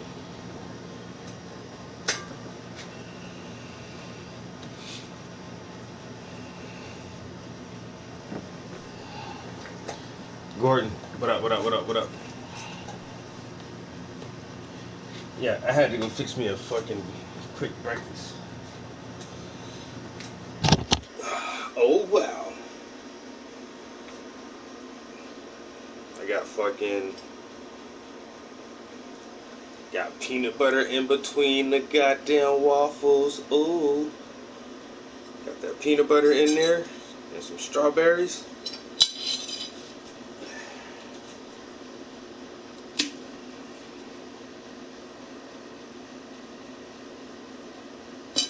Syrup.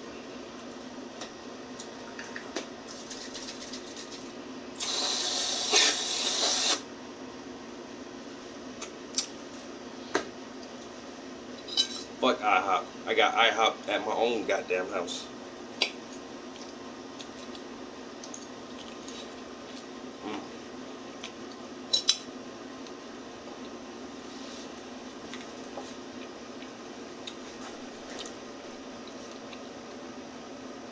Thanks, bro.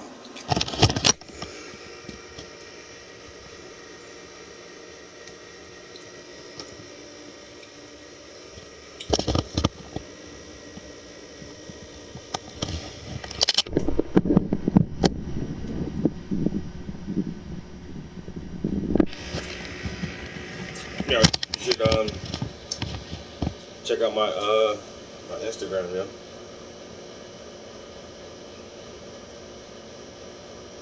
So Trump and Putin sitting down having talks and whatnot.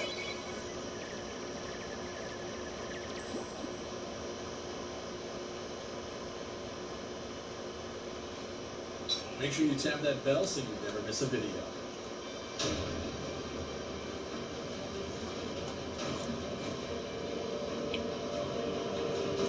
I bring my own farms and all that shit. Gentlemen, welcome back to the channel. My name is Big Fry. Shout out to the subscribers, guys. I want to talk to you today about Scum. If you guys don't know what Scum is, it's essentially a survival game that's coming to early access next month. And I know half of you have already just tuned out completely. But this one is doing a lot of things differently. A lot of new mechanics are coming into play here. This game is essentially, it's a survival game at its core, but on top of it, there's so many layers to all of the character mechanics, the shooting mechanics. It's essentially like you combine RPG mechanics with, you know, the stat building. You have strength, constitution, intelligence. You have all of that stuff, which automatically changes and affects the way your character handles weapons, the way your character runs this painting? the way your character basically survives and lives. This game is so detailed and so advanced when it comes to the survival elements that most other games try to implement but don't do. They usually have the water, the hunger, and your health, and that's really it. This game literally comes down to so many different systems. You have your heart rate. You have how many fucking teeth are still in your mouth. You have how many different vitamins you're getting and how much of each vitamin you're getting. You have how wet your clothes are can affect certain things about how your character interacts with the world. There's so much shit going on here. I'm seeing screenshots. I'm seeing the character customization that they just put out here during E3. This is one thing that I wish I would have met them at E3. I didn't even realize they were going to be out there. But there is so much. It honestly looks like a survival game, but on top of it has like layers of like Pillars of Eternity or like any RPG, and then you have stuff like a football manager simulator. Like there's so many different stats you got to be watching. Just looking at the screenshot here, there's so much going on. It's ridiculous. And this is kind of where I'm at right now. There's a lot of different skills in the game, one of the videos I made before was kind of critiquing some of the stuff that they showed off, including the ability to kind of predict where players are going to be going when they run inside a building or behind cover. It kind of gives you a sense of a wall hack almost. Your player character kind of predicts where they're running. It kind of gives you an outline of where they are. And I didn't think that that was a really good mechanic. And I kind of brought up some critiques about some of the other stuff they've shown off, including how they're handling third-person camera when your player doesn't actually, like, physically through its eyeballs see another player around a corner. That player, even in third person, won't show up. And with that, I get they're trying to limit the use of the third-person camera, which I understand. In a first/third-person game, there is a lot of problems with that. However, I feel like that fix isn't going to be well received. I have a feeling that that one isn't going to be what they want it to be. There's so much stuff going on. And my concern with the game right now is it's going into early access. It's going to be launching for $20.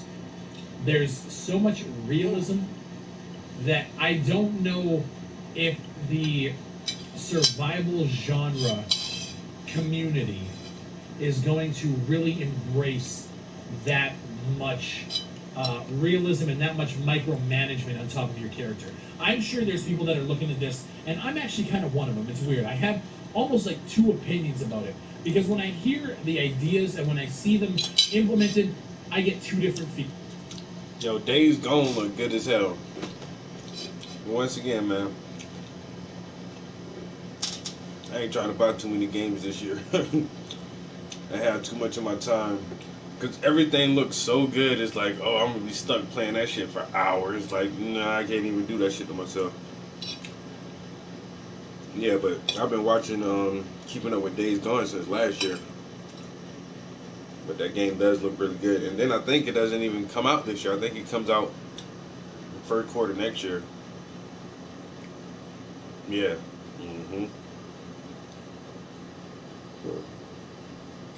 Oh, this is breakfast. Second breakfast. Well, I guess that's brunch. I'm having brunch with myself right now. Well, no, I'm having brunch with all you guys. I'm gonna go out for brunch.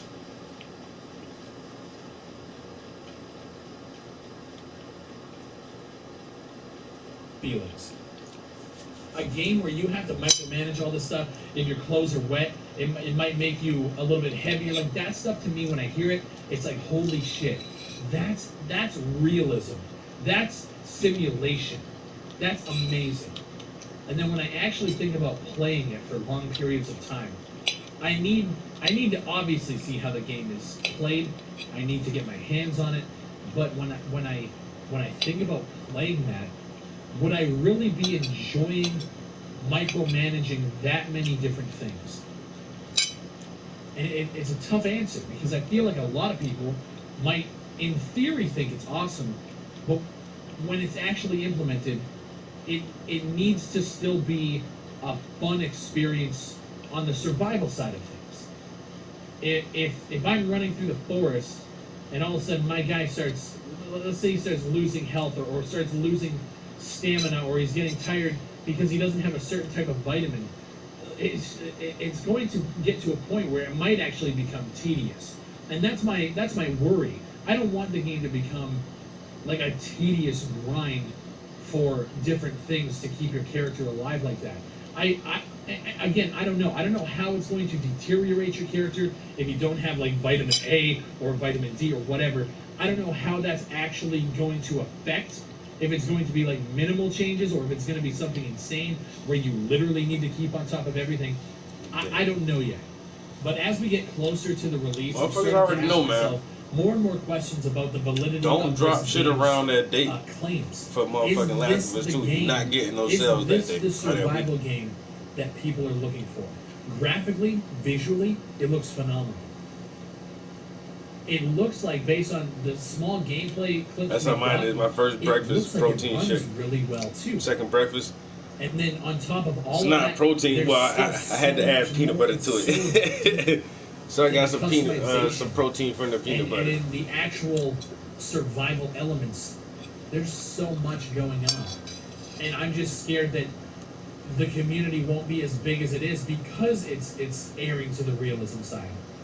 But then on the other hand, as I'm saying that, I start to think, doesn't matter. They're building the game that they want to build. So even in recording this commentary, I'm still so conflicted on this game. This could be the biggest game changer of all time. The survival game that everybody has been waiting for. This could be it. Or it could be a game that came out and did too much and didn't do everything perfectly, so it left a bad taste in people's mouths. It could go one or the other, or it could just be right down the middle. It's just another survival game. And I'm really curious to see what everybody thinks about it, because I'm definitely going to be checking it out. It's early access. This is definitely something that I want to cover on the channel. I'm a huge survival game fan. It's just nobody really does them right. And I've talked about this multiple times in multiple videos in the past. These guys might be the ones to do it. I don't know. But I want to know what you guys think. Leave a comment down below. If you guys want to see this podcast, they just did a 2-hour podcast. I'll have a link to that in the description below. Yeah, I really don't know what to think, man. I'm excited to see the aftermath, if that makes sense to you guys. And what I mean by that, for those who don't understand, I'm excited to see the game a month after launch. I want to see players' receptions to it. I want to see how the community embraces it, or if they don't embrace it, or however. I want to see what this game does right, and I want to see what this game did wrong. And I think that's more or less what I'm waiting for. And obviously I want to play the game, and I want to see for myself just how much these systems actually make a difference. Anyways, guys, my name is Big Fry. Let me know in the comments down below what you guys think about Scum. There's a lot of stuff here to digest. If you guys want to get a deep dive into Scum, I'll try to link a couple of videos. I know I covered a few in the past. If you guys want to just go back on my channel and watch those as well. There's a lot of content out there discussing these different systems, and I would urge you guys to maybe research before you check this game out when it does release this August. My name is Big Fry. Shout out to you guys. If you guys want to check out my Twitch channel, the link is down in the description below. Thank you guys for the support. Thank you guys for watching. Make sure you guys hit that subscribe button. We're shooting for 100,000. You guys already know what it is. We're going to hit it this year. My name is Big Fry. Shout out to you guys.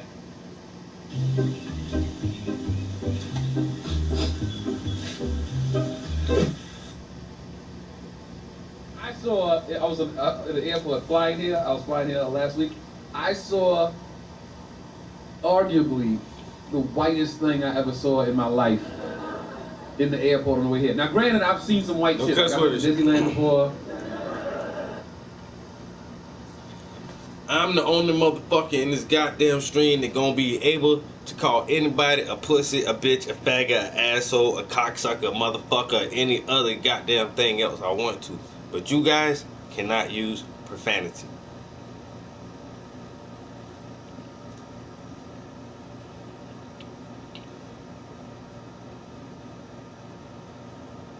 I seen the episode of Big Bang Theory before. I was like, this shit is white. So what I saw in the airport topped both of those. I saw a white guy in the airport make a citizen's arrest. Even the white people like, holy shit, that's white. And this is why it was the whitest thing I ever saw, because the motherfucker said, you stand right there, I'm making a citizen's arrest. And I was like, yo, this is the whitest fucking thing I ever saw in my life. And he was so serious. Now here's the story. Okay, give you the story. I gotta give you the story. I'm flying New York, LA. I'm flying out of gate B1, right? Gate B2, plane just landed. So everybody's getting off the plane, and there's a sign. I'm gonna give you the whole story. There's a sign on the wall right here that says baggage claim with an arrow pointing that way. 99% of the people that got off the plane look at the sign and they go, baggage claim. Let's head to baggage claim. Now, granted, there's an elevator door right here, right? One little white girl, like 16, 17 years old, gets off the plane, looks at the sign, presses the button for the elevator. This is gate B2. Now, I'm at gate B1 watching the whole thing happen. In true Negro fashion, I don't want to get involved. So I see she's making a mistake. I could have easily been like, hey, white girl, no, just down there. But I didn't give a fuck. So I sat right there with my headphones on like, ha, ha, ha, ha. I made a song of everything. White girl going the wrong way. White girl going the wrong way. So she gets on the elevator, presses the button, doors closed, goes down. Now apparently, this is the elevator that takes people down to the plane to load and unload the plane. So she realizes she made a mistake, gets back on, comes back up. It took the whole thing took like a minute. So when she gets off the elevator, when she came back up, white guy sitting at gate B1 with us, he fucking jumps into full white guy mode. He sees her get off the elevator, he's like,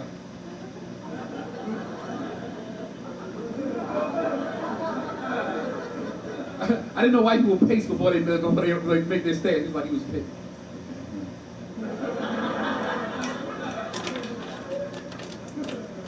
Did anybody see that? Anybody see that? Anybody see that? And there's another white guy like, what happened? What happened? He looks at me like to see if I was gonna back him up. Like, yeah, I saw it. I didn't want to get involved. He looked dead at me. I was like. So the other white guy's like, what happened? He's like, she went down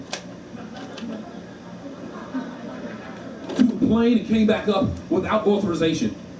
Without authorization. He kept saying that. I was like, white people really care about authorization? Like, niggas go where they want to go. Like, just so you know. If you authorized to be here, are you authorized to kiss my ass? So the other white guy's like, wow, yeah, she went down. He's like, yeah, she went down and came back up without authorization. And then he stops the white girl. Excuse me, excuse me, excuse me, excuse me. And she stops like, what are you doing? What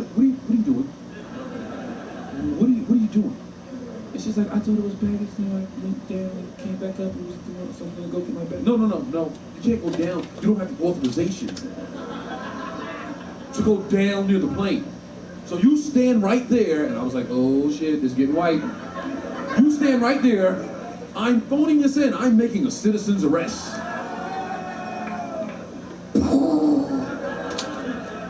And he pulled his cell phone out and dialed the number, like I'm at gate B1, you should send somebody over here, I'm making a citizen's arrest.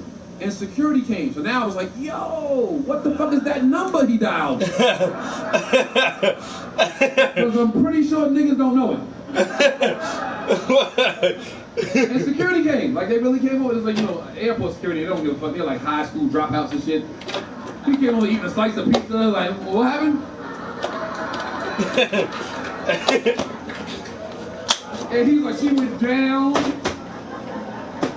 to the plane and came back up without any authorization.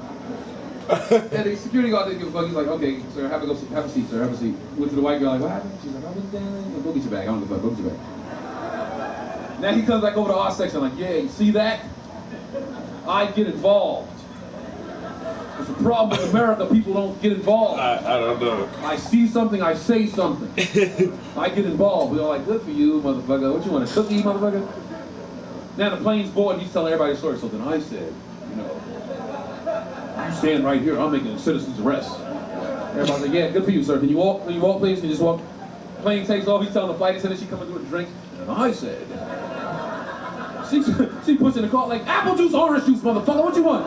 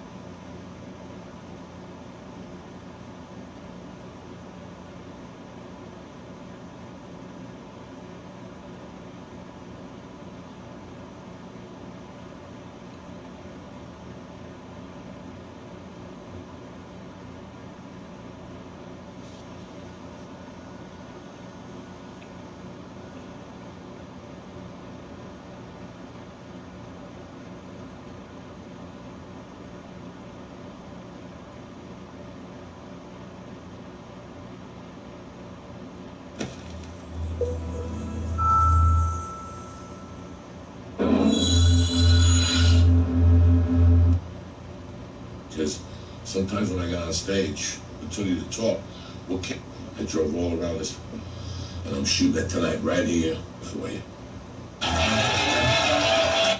Thank you.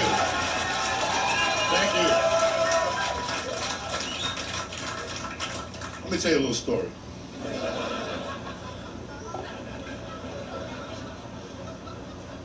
Hold on, I'm getting anxiety. Hold on 1 second. When I was like 12, right? I grew up in North Bergen, New Jersey, but my mom had a bar in Union City, and it was very Cuban. It was the second biggest Cuban population in the country behind Miami. Very Cuban arguments in Santeria, and chickens on the street and shit. Cuban sandwiches, people smoking cigars, gambling, and they all had weird names and shit. They all had like a nickname, like Pollo Triste, that means sad pussy, like shit like that, you know, like they were just crazy and shit. So fucking, was this guy, Willie Bandy, his name was. When I was a kid, he would come to my mom's bar, and he would always he wouldn't threaten me, but he would always say things to me, like fucked up things. I just didn't pay. He was like 6'4", thin, like 180, one of those thin dudes and shit, real ribbed up, like Jesus. You ever see, like, you go to church, Jesus all ripped up and shit, you know? And he had a bar, it was called Club 38, Club 38. And on, like, during the week he had bands and shit, but on Saturdays he had his own performance. And his claim to fame as I got older, they told me, was, if you ever saw Godfather 2, when they take Michael Corleone to the place where they have the little chick tied up, the human trafficking chick, and they got this Cuban guy playing the bongo, then this guy comes out with a robe and shit, and he takes off the robe. They don't show it, but the guy's got a big dick like a motherfucker. And all these Italians like, oh my God, that's fucking Superman and all that shit.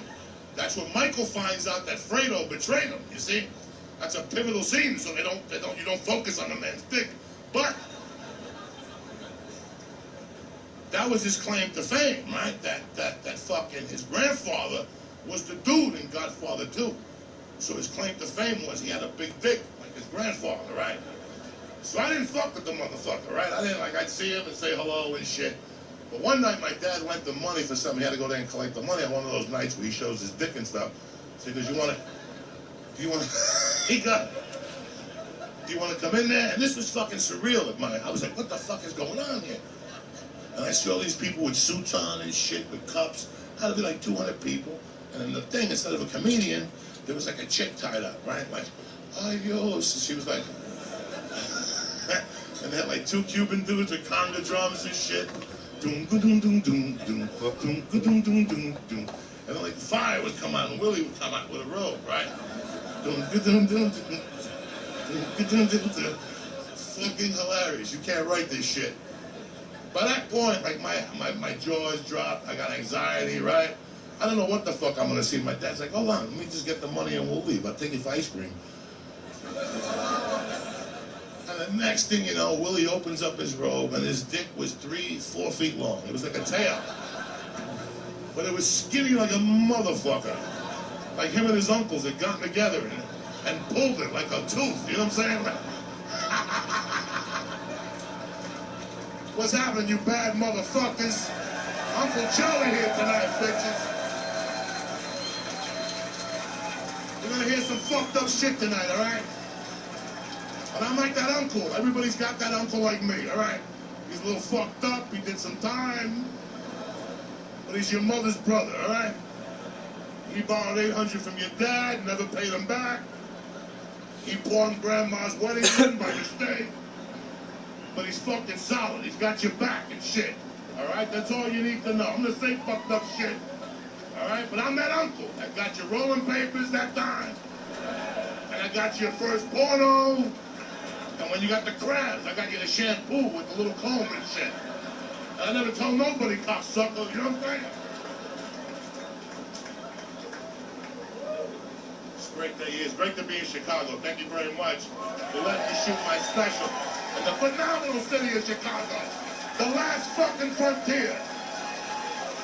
Thank you, you bad motherfuckers. I know you're waiting for me and shit. And I'll tell you, man, there's like one of the last cities that you've got to get up for the national anthem. That's what I love about it. Like, you don't get up for the national anthem here, there's going to be a fucking problem, okay? It's like where I grew up in Jersey. You don't get up for the national anthem, you get the shit knocked out of you after school. And if you're a Jehovah's Witness, we just beat you with the fucking suitcase. You cocksucker, Jehovah. Jehovah better show up next time with you and shit.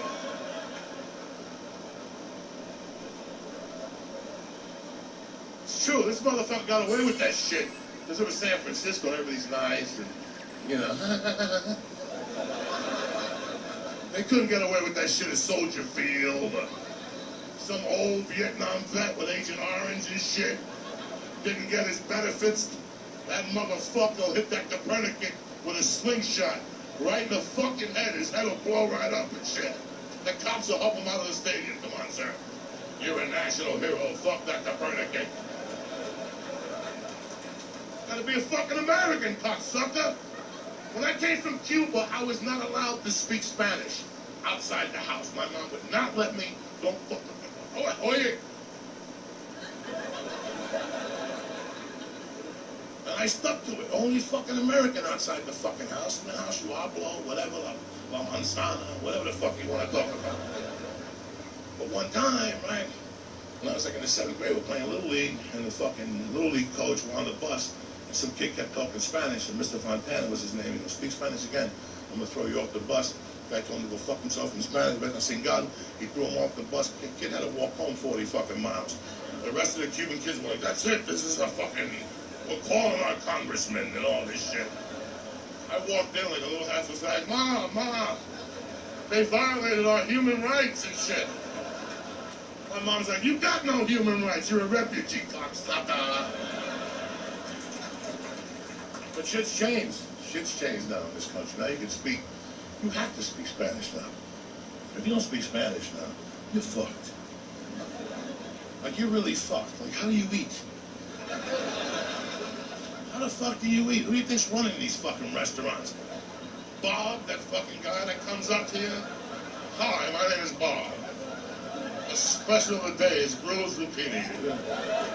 I smoked 18 joints, Bob, okay? Bring me something. Show up with something, cocksucker. Then you see a little lonely Mexican. Nobody's talking to him. He's like polishing glasses and shit. He's thinking about his grandmother in Mexico. Nobody talks to the motherfucker. It's like he's got the hip. Nobody says a word to that motherfucker. That's the guy you gotta make eye contact with him. And then just your primo. And he'll say to you, no, is that you? And you're like, yeah, that's me.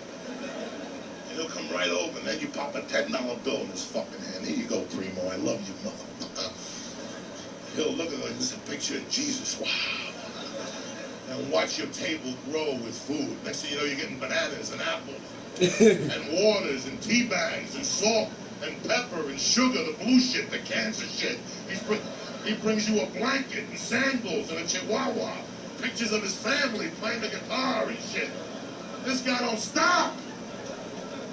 You can tell him, do me a favor, get the bread off that fucking table right there. That fucking family, get that fucking bread. A la orden, patrón.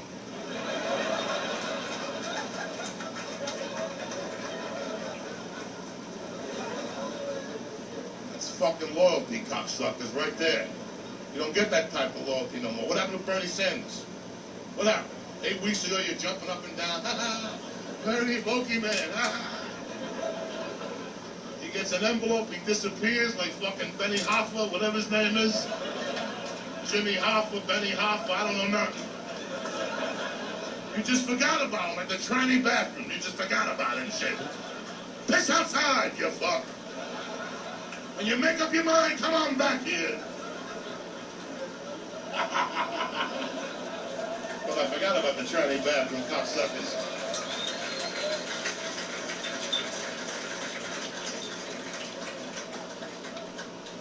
Budgie.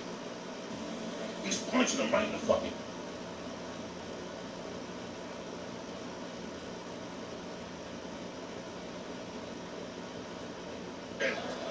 Piss outside, you fuck!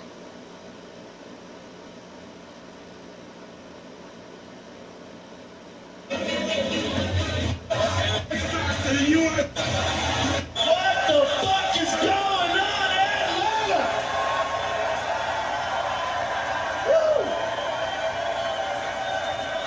God damn, it smells like weed in here. Holy shit. We're all going to jail.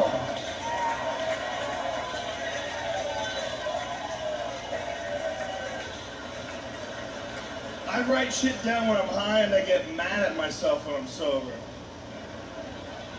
I wrote this down. A unicorn is a donkey from the future. What the fuck does that mean?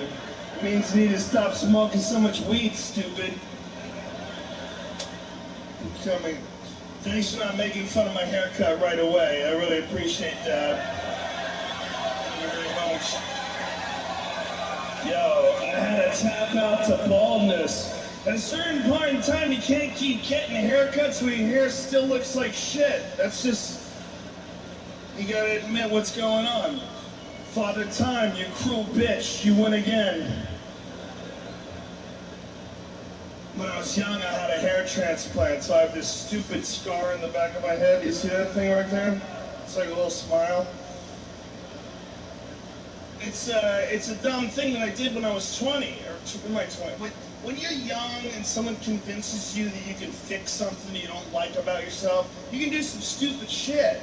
And that's the dumbest one ever. The hair transplant, it's one of the most ridiculous ideas ever. You're gonna take a bunch of hair from back here where it never falls out and move it up here where it's falling out. So it's like taking a bunch of really healthy people and you move them into a neighborhood where everyone's dying. So their neighbors are just flying off the face of the earth. You're like, what the fuck is going on? Hold the ground! Where are we? There's some shit you can't fix. You can't fix lips. You can try, but you're just gonna freak people the fuck out. Okay? Period. No one has ever taken 5 days off work and come back and everybody's like, I like it. I like it. That's better. No, that's a sign you're fucking crazy or you made out with a beehive. Something went wrong. The fuck are you doing, you crazy bitch? They didn't know. How could they know, the first women to try the lips? How could they know that it wouldn't work when it works so well with tits? See, that's where it's confusing, because tits can be ridiculous. They look like fucking staph infections. If your tits were real, you're gonna die. Alright? There's something really, they can stick out strips of skin. We know what's happening. It's the worst magic trick ever. We know. There's an incision. They stuff a water bag under there and stitch that motherfucker up. And we're like, I don't care if I can touch them as long as they move closer towards me. I'm more happy and excited. We're weird about visuals, man. People mutilate their kids' dicks because of visuals. That's what circumcision is about. A lot of people, look, I'm circumcised. I didn't ask to be. I'm sure a lot of you are circumcised, and I'm sure a lot of you...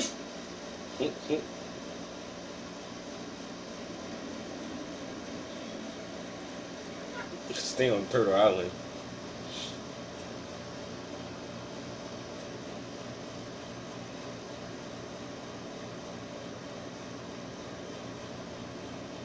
Tough on them beats.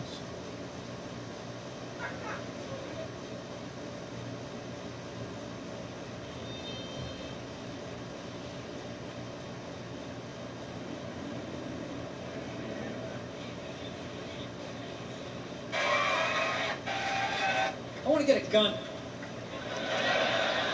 I do. I really do. I never had that feeling before till I moved out to Los Angeles. This city just messes with your mind, you know? It's overpopulated, technically doesn't have a water supply, right? The dollar's crashing. Shit keeps you up at night, you're just sickened. What am I doing when the zombies come? What do you do when the zombies come? Start reading up on shit, get some powdered food, plant some zucchini, get a windmill, right? And that's all well and good, but if you don't know how to fight, all you're doing is gathering supplies for the toughest guy in the block. Damn. Right?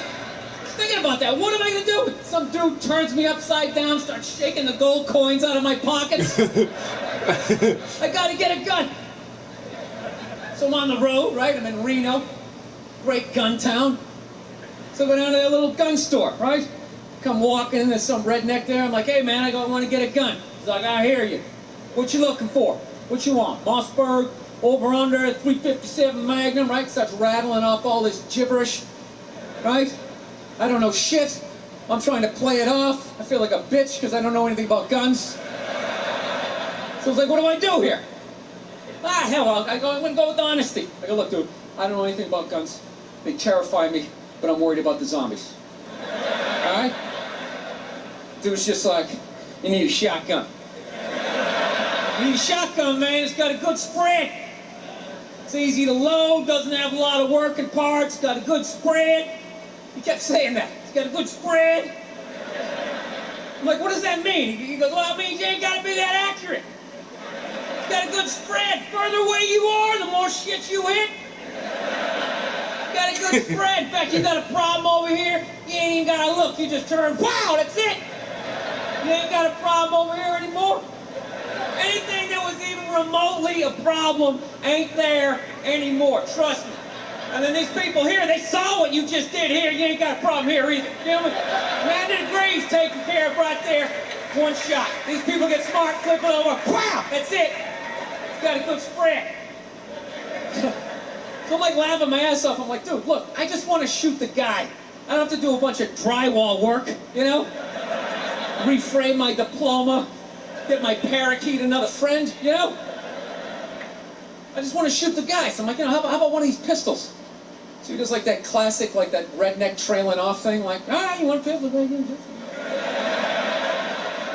Well, I know, I've just been here 20 years. Get a shot at one, right? So I was like, what's wrong with getting a pistol? He goes, I'll tell you what, buddy. Because life ain't a movie. You feel me? I'm like, no. Can you please stop speaking in these backwoods riddles?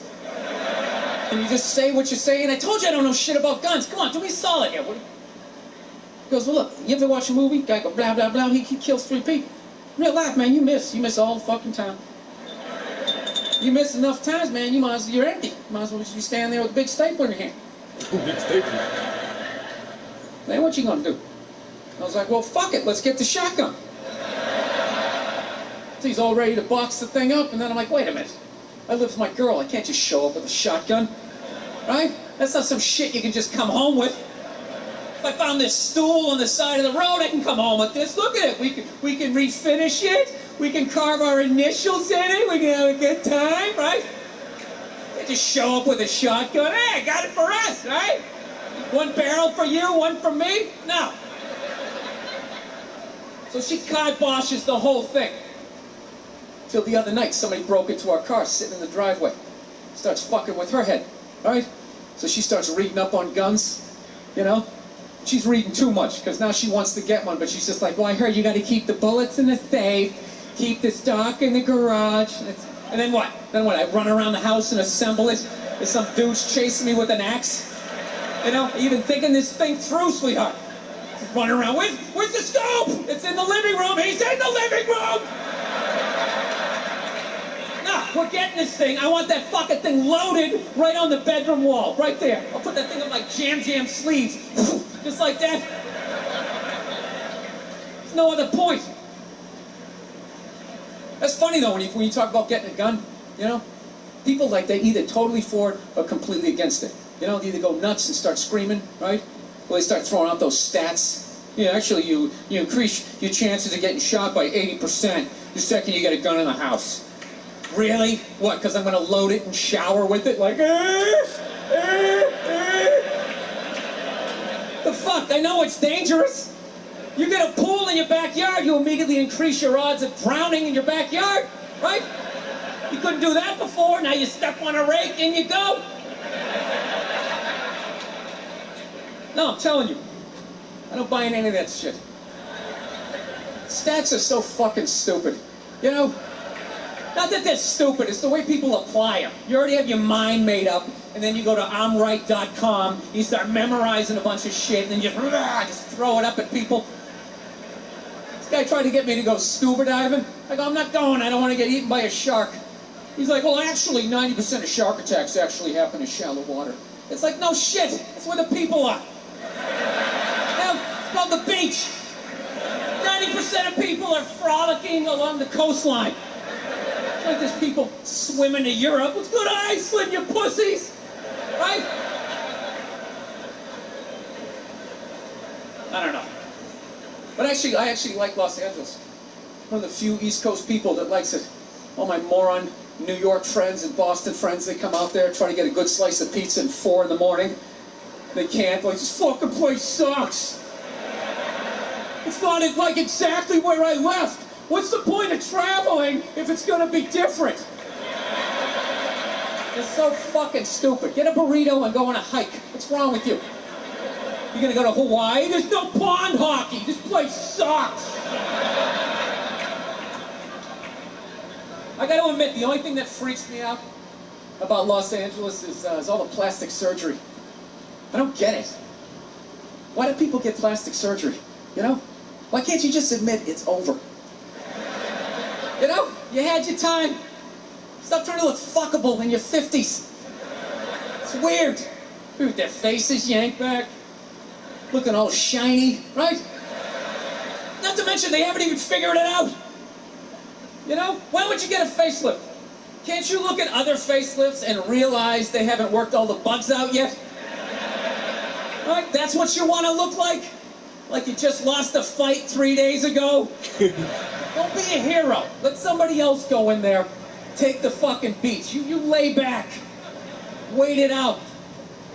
They're just lying to people. I know, looks great, looks great. Put a little ice on it. We'll see you in a couple weeks. All right, take it easy. Jesus Christ, what the fuck happened? We followed every step. Did we miss something? Oh, hey. Oh, here's your keys. Here's your keys. There you go. There you go. Almost didn't recognize you. You look so young. All right, take it easy. She gone? She's gone. All right, shred everything. Shred it. No, you're nuts. You wait it out. Let them figure it out. Then you fucking go in. Don't be a goddamn hero. You know? Look at hair plugs. Hair plugs don't look half bad now. Saw this guy the other night on TV. He's like, oh, God, I wish I did this 10 years ago. It's like, no, you don't. 10 years ago, when they were stapling ant legs to the top of people's heads. Remember that? Your eyes would water looking at their hairline. Like, is that sewn in? I see pine tar. They used to put you in like a headlock. Hold still. Use like a nail gun. Hold still. These guys would tap out after a row and a half. Fuck it. I don't give a shit. You wish you got hair plugs 10 years ago. Do you wish you got polio 60 years ago? What else is on your wish list, sir? No, you don't fuck with your face. Okay? I understand liposuction. They screw that up. You can put on a shirt, right? There's no shirt for your face. Who do they think they're fooling? But they're stupid, you know? And then you lie to yourself. I'm just gonna do this. Just gonna have this done. No, you're not. You're not. What are you? You're just gonna wax the fender in your car? Then that's it. The rest of it looks all shitty. Well, maybe I'll just do the hood, and maybe I'll do the back. That's how it happens. And you look like one of those Real Housewives. And face all twisted up. These fucking idiots. Anyway, look. Yeah, they're idiots. Do you look like I'm in my 20s? No, you look weird. You look fucking weird. You still look like you're in your 50s. I just can't guess what year anymore because I've never seen that year. I've never seen that shiny fucking look. It's almost like you discovered a new age between 52 and 53. Yeah. People, there's nothing wrong with being 52 and looking 52. All right, you're 52. You didn't get fucked. Yeah. What would you rather be, 52 and look 52, or be 52 and look like a 28-year-old lizard? Right? That's your option, boy.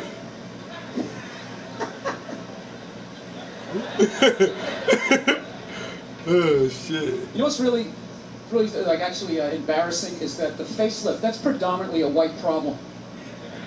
You notice that? I've never seen a black person with a facelift ever. Other than like the Jacksons, but they're all out of their mind, right? Because their dad made them rehearse all day and sleep in the fireplace. Like jamming all night. Get in there, you bastards! No hugs, no kisses. His face permanently twisted up from 50 years of screaming, "Sing, motherfucker!" It's understandable with them. Hey, do you know why so many whiteys need facelifts? I love that word. I'm trying to bring it back. Whiteys. I love it. It's funny. Whitey! You know why? Do you know why so many Caucasians need facelifts? Because we don't know about lotion. See that? Only half of you laughed. That should have been everybody. Yeah, but a lot of you were sitting there like, well, what about lotion? What is this lotion you speak of, and what is the magic therein? What about lotion? Just to put it out there, you can use lotion on other parts of your body besides your dick. Yeah. You ever wondered why your dick still looks brand new, but the rest of you is starting to look like an aging pirate? You need to increase the circumference of the lotion distribution. Damn. All right, you got skin everywhere. Go on, check yourself out. Your bottom of your feet look like a prehistoric riverbed. Damn.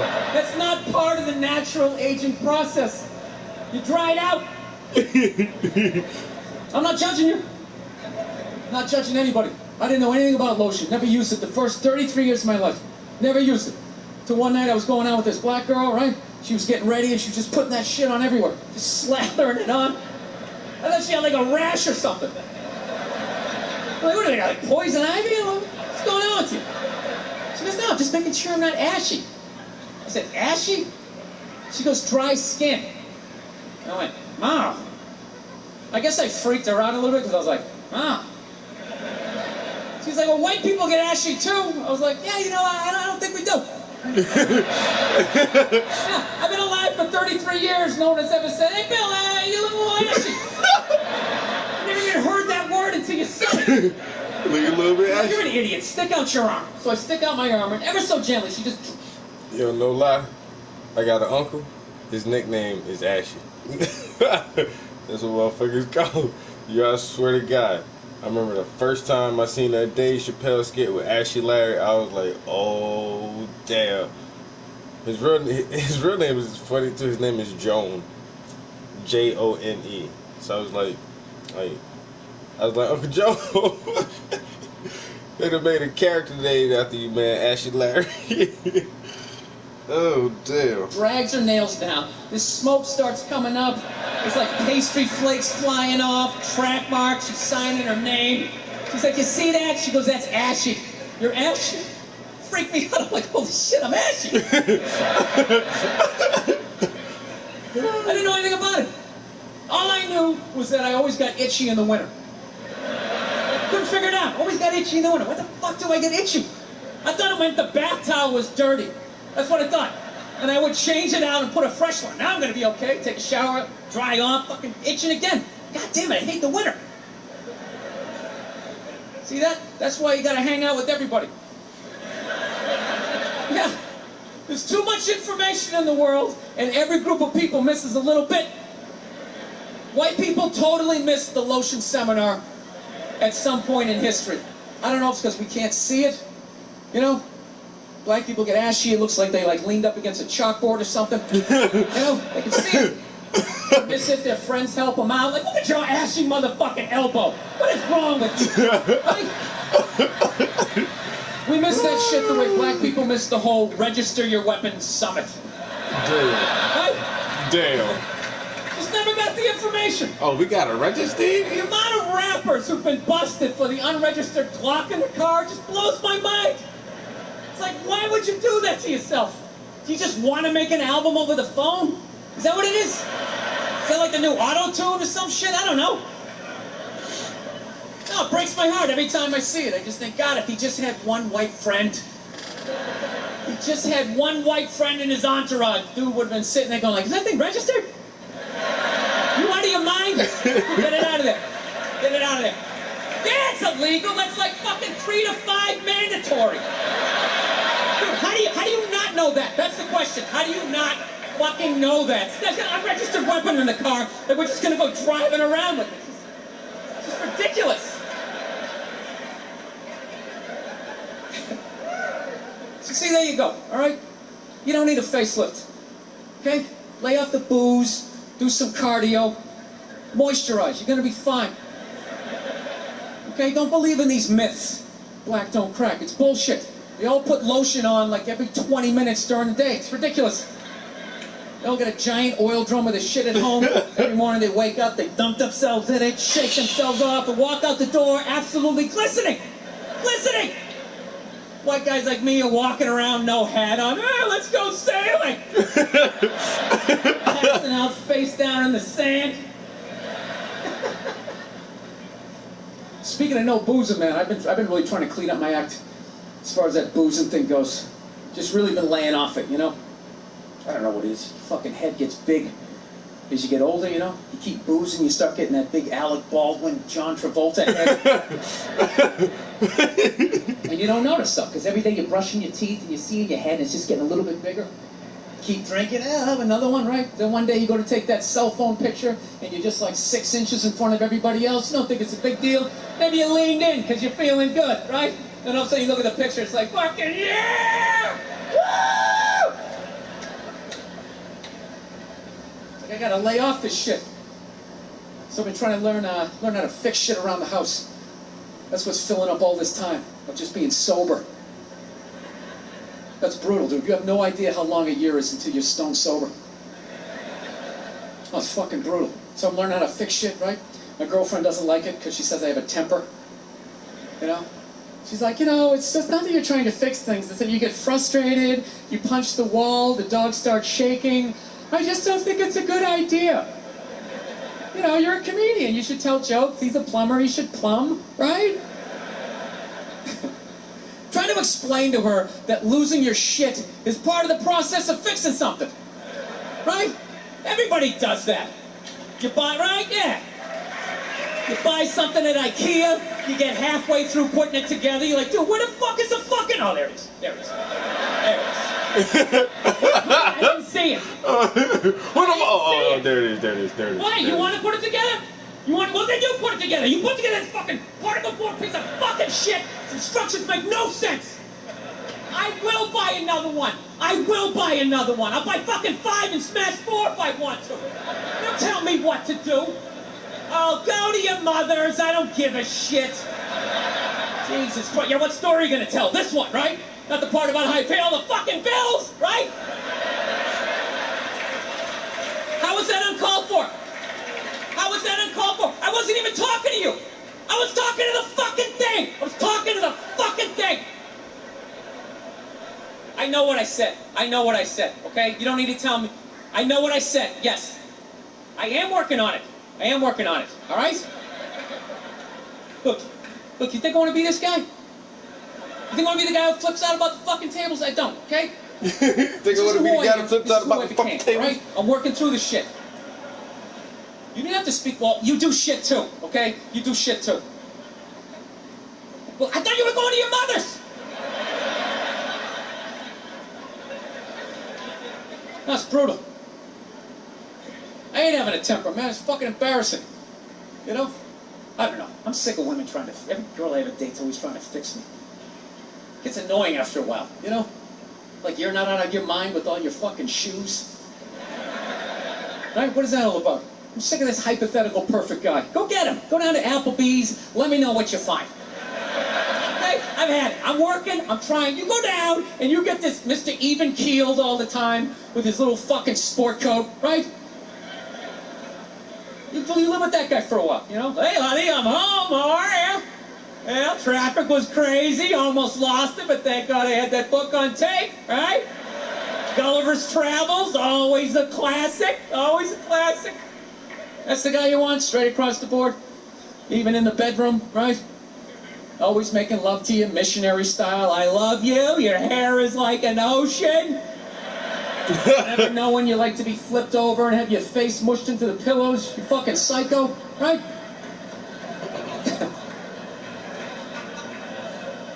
Nah, she's right. She's always right. I gotta work on it. I hate having a temper.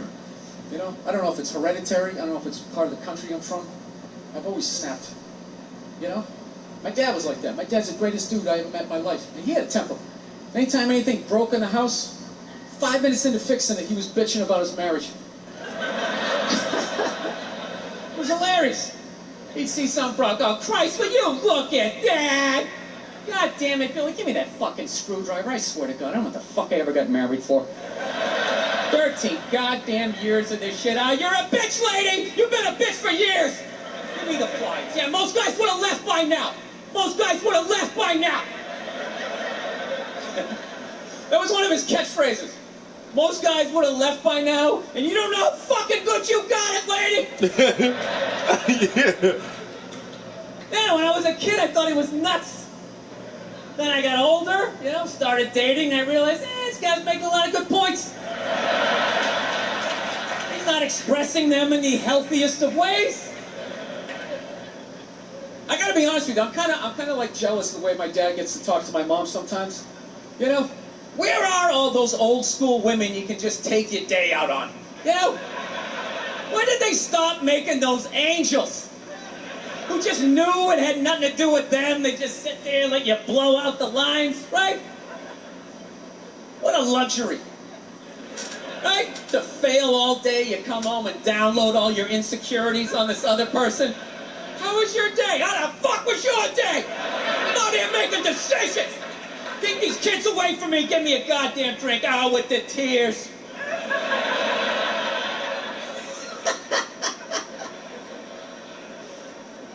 Then the bra-burning generation came in, right? Now you can sit there and listen to their stories all the time. Oh, it's the worst. You know what's the worst is when they're telling you a story and you want to listen, but just what they're talking about, you can't even retain it. So I was supposed to go out to lunch with Jennifer. I'm all ready to do that. I show up, she's there with Susan. She knows I hate Susan. I look like shit. Susan's been going to the gym. I mean, at that point, your head is like a newborn baby. You're trying to hold it up. You know?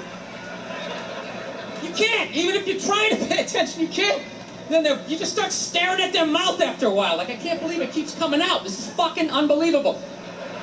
It starts fading off. You start thinking about your own life, right? Why did I take Nebraska given 28? What the fuck is wrong with me?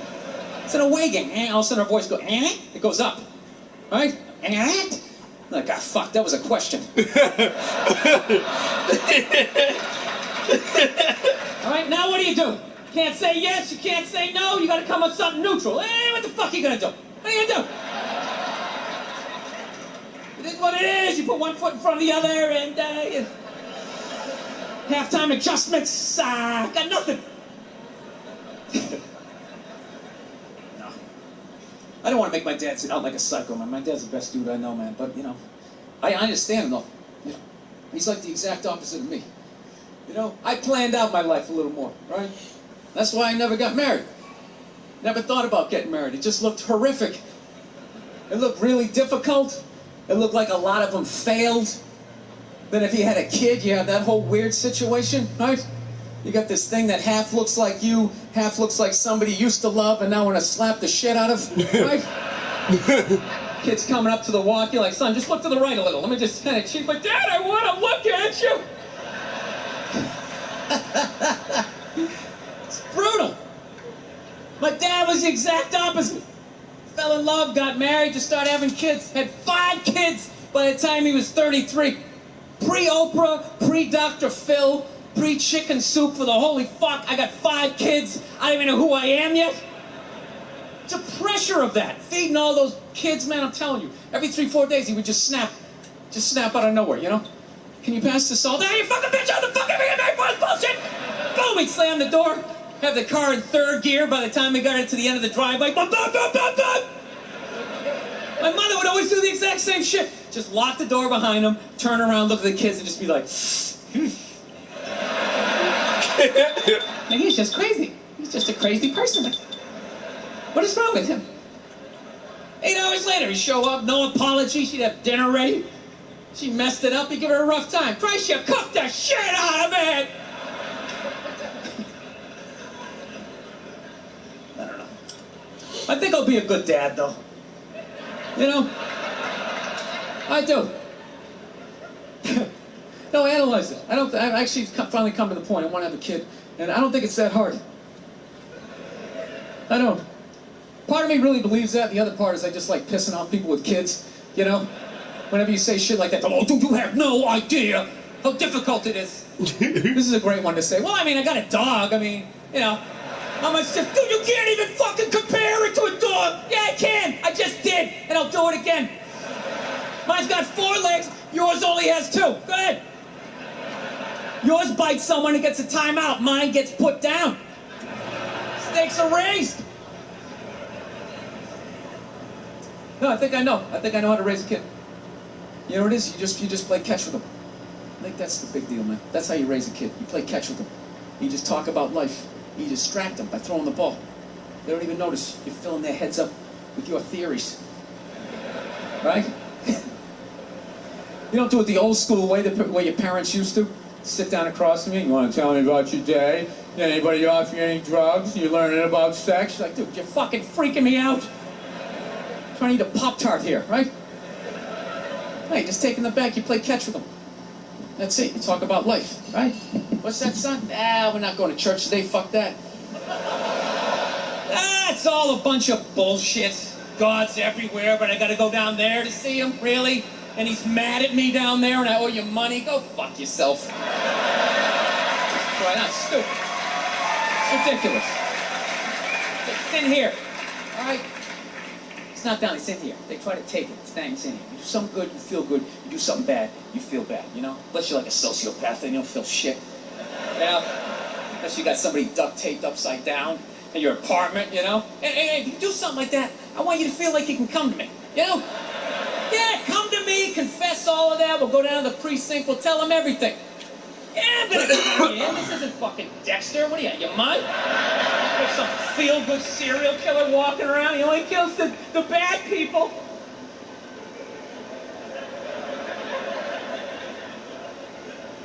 Listen, I know your mother and I, we've been arguing a lot lately, all right? But you know my mother. I love her to death, okay? It's weird. I love her to death, but when I watch her eat toast, I just want to choke her. I don't know what it is. It's the routine, right? Left, then the middle. Just why don't you just fold it in half and fucking eat it? You know what I mean? It's unreal. You know? That's when you know you met the right one. When you want to slap the shit out of him, but you don't. You know? You want to leave, but you don't. There's something about him. You just can't fucking leave. Right? So don't settle down till you meet one like that. That's when you know. Till then, you know, put a condom on, you know? Bang as many as you can so you don't have a midlife crisis. That's what you do. Don't tell your mother I'm telling you any of this shit either.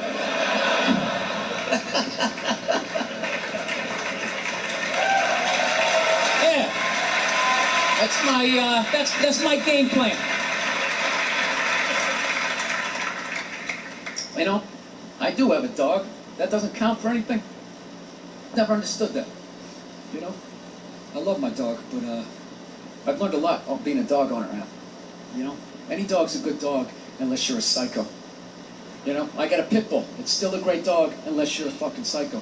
And evidently, I'm a psycho because my dog has just been a complete maniac over the last, 6 months, you know? I didn't realize that dogs feed off your vibes. You know? Like, if you're chilling, they're chilling. You know? If you're sleeping, they're sleeping. But if you're a psycho like me and you're screaming at the ref on TV being like, dude, you gotta be fucking kidding me! I didn't realize the dog was over in the corner being like, yeah, you gotta be fucking kidding me. This is bullshit. I don't know what this guy's mad at, but I love this guy. This guy feeds me. Is it the door? Are you mad at the door? Yeah, I had no idea I was amping this dog up. I'm so selfishly in my own world. I'd be like on the computer, it would crash, and go, oh, really? Really? Dog's over in the corner with like a chew toy. I never noticed like that Game 7 look she was getting on her face. And one day, I amped her up too much, had no clue, and I went outside, we were just walking down the street, and some poor bastard comes the other way, and the dog's like, that's that motherfucker. Lunged at this guy, I had to pull her back, I'm like, dude, I'm sorry, man, I'm sorry. She's never done anything like that, right? Looking down at the dog, what's wrong with you? Dog's looking up at me like, huh? I got that son of a bitch, didn't I? I love you, you feed me, I got you. How the hell did you see him that far away, man? Your ears must be better than mine, it's unbelievable. Right? Then I got nervous. I got nervous around my own dog. I started thinking, fuck, are pit bulls really like this? Do they just go psycho? Man, this is nuts, right? That's another bad vibe to have around your dog, because they pick up on that vibe, right? This dude comes walking down the street, and I immediately just start thinking like, oh shit, she gonna do it again? Oh shit, oh shit. Dog just looks at me like, oh shit, what? Oh shit, what? Him? Ah! Had to pull her back. Jesus Christ, I'm sorry. Looking down at the dog, dog's trying to chest bump me and shit, right? Dude, it got so bad one day, she almost ate a landscaper, right? Yeah, so I'm like, I gotta take this thing to a trainer, man. So I load it up in the Prius, and I drive over there, right? Yeah, I have a Prius. Go ahead, judge me. I love that shit. You have a Prius, people, you know, you can't win. You got a truck with a big lift kit, people, oh, it's probably because he has a little dick. Right? How come it's not because he has a dick down to the floor? Maybe that's why he needs all that clearance. Right? You know? If that means you have a little dick, then if I have a Prius, doesn't that mean I have a huge dick? Right? Because according to my friends, it means I'm a fag. Right? Anyways. Let me towel off here for a moment. So I fucking take this dog down to this trainer, right? And I show up, got the dog in the back. The trainer comes out, he's got his hat on backwards, he got stubble, you know, big, large cargo pants, you know, all shorts on and stuff. And I'm thinking, this guy's a psycho, right? And I look at my dog's like sizing him up. I'm like, this is perfect, he can handle him. So the guy goes, all right, when you hand this dog to me, make sure you got the leash totally taut like that, all right? Don't have any slack in it. I said, no problem, right? And somehow I fucked up, I left a little slack in it, and this dog just lunged right at the dude's balls, right? And just barely missed him, and just got a big mouthful of his big cargo shorts, right? Immediately just grabbed him and goes, all right, get out of here, right? But instinctually, I tried to help out, and he just goes, get the fuck out of here! Yeah, I didn't realize that the only reason why the dog was acting like that was because I was there, and it felt like it needed to protect me. So the second I left, the situation immediately just became awkward, right? The dog was just sitting there like, okay, like, I thought we were, like, together, and we were, like, friends, and then you were some bad guy, and all of a sudden you just drove away, and I don't know how to feed myself. You want to be friends? Yeah, come back 4 days later, the dog's laying at the guy's feet, right? He's rubbing her belly, she's reaching up, playing with his goatee and shit. And he goes, go ahead, have a seat. Why don't you take me through your day with this dog? Immediately I started getting, like, this First 48 vibe, right? Like they're coming at me. So I got, like, defensive. I'm like, what do you mean? I take it for a hike every morning. He goes, that's good, that's good. Anything, you know, special happen on the hike? I'm like, well, you know, I don't know, she takes a shit. I pick it up. It's like, all right, easy. You play any games with her? I go, yeah, at the end of the hike. I let her, you know, for reward for going on the hike, I let her run up the stairs by herself. I go, go on, Cleo. I let her run up the stairs, and I count 5, 1,000, and then I run up there, and then we start wrestling. Put her in a headlock, sweep the front legs, right? But her tail's wagging, you know? She's not growling. I go, that's a good thing, right? He's like, no, it's fucking horrible. I'm like, why? He goes, you just taught your dog to claim the house and then fight for it every fucking day after the hike. No wonder this thing's trying to attack the mailman, you know? So then I got upset. I'm like, wait a minute, dude, you're telling me, like, I can't even play with my dog? He's like, no, you can play with it, but you gotta bring that energy back down. Problem is you keep amping this thing up, getting that Mike Singletary look on his face. Then by the time you walk out, doesn't matter if you're relaxed, mentally the dog is like walking through the tunnel at the Rose Bowl, like, this is what we play for! Somebody hit somebody!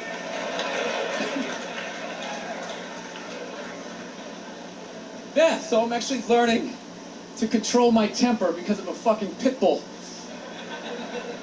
So, I don't know, my girl's been bugging me lately. She's ready to settle down. I think I'm ready to settle down too, you know? I got the one. I know I've been saying this shit for years. I have been, you know?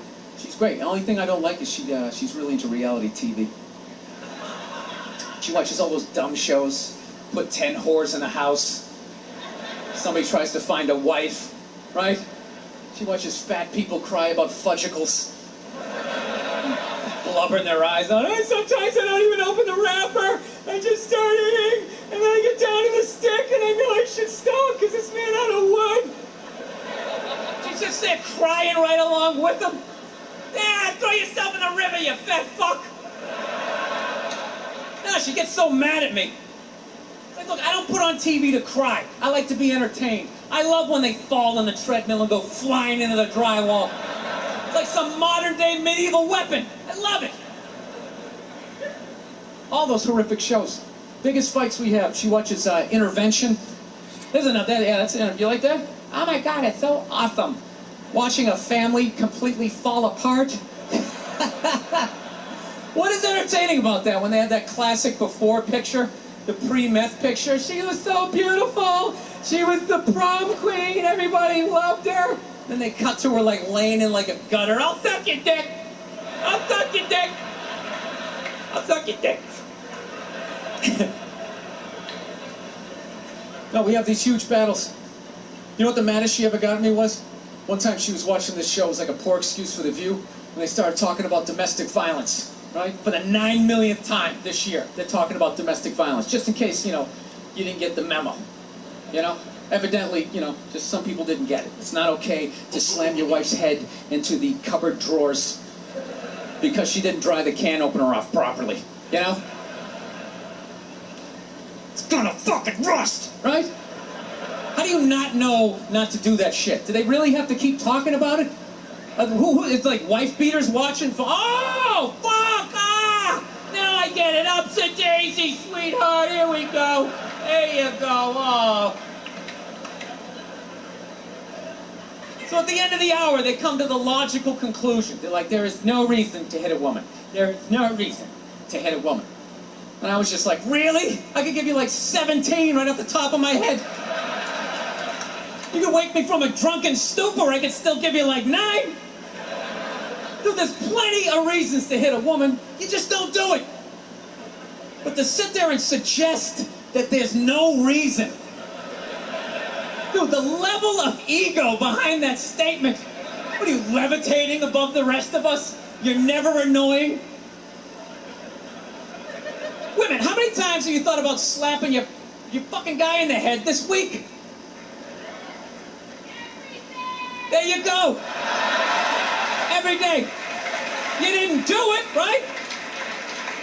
Oh, dude, it drives me nuts. There's no reason. There's no reason. Really? No reason? How about this? You marry a girl, you fall in love, you buy her a house. You go to work every day paying off the house. You come home one day, she's banging the next door neighbor, hands you divorce papers, you gotta move out, sleep on a futon, and still pay for that house that she's gonna stay in. No reason. I'm not saying you should do it, but there's plenty of fucking reasons in that arc of a story. All right, that was a hypothetical. You want an actual story? I'll give you one. I'll give you one. All right, I fucked up my foot playing drums, trying to get my bass drum foot as fast as John Bonham's, because I figured that's a good thing to focus on. 43 years of age, never married, no kids. I figured this is going to lead me to the light, right? This is what I need to do. So I don't know what I did. I felt like after I played for like an hour, and afterwards I felt like literally like there was some midget stabbing me in the bottom of my foot, right? Like I had lightning coming out of the bottom of my foot. So I did the typical guy thing. Like, I'm not going to the hospital, I'll sleep it off. Be fine, right? Next morning I wake up, my foot's even worse. And I gotta walk my crazy dog. So I'm like, I can't do it, my foot's killing me. So I wake up my girl, I go, sweetheart, can you do me a favor? Can you do me a favor? Can you walk the dog for me? Can you just take the shift? You know, I'll do your afternoon shift. Can you just do me this song? Can you do this for me? And she's just like, oh. You know, I had a late night last night. I'm tired. I have a big day. And I just go, fuck it. She goes, what do you mean, fuck it? It's like, why can't you just say no? Why do you always gotta, like, waterboard me with, like, a 20-minute explanation that eventually winds its way around to go, fuck yourself? Just say no. So I'm just limping out of the room. Whatever, go back to bed. You got a big day, right? So now I'm, like, limping down the street. I got, like, Tourette's. Fuck you, bullshit. Dog's walking next to me.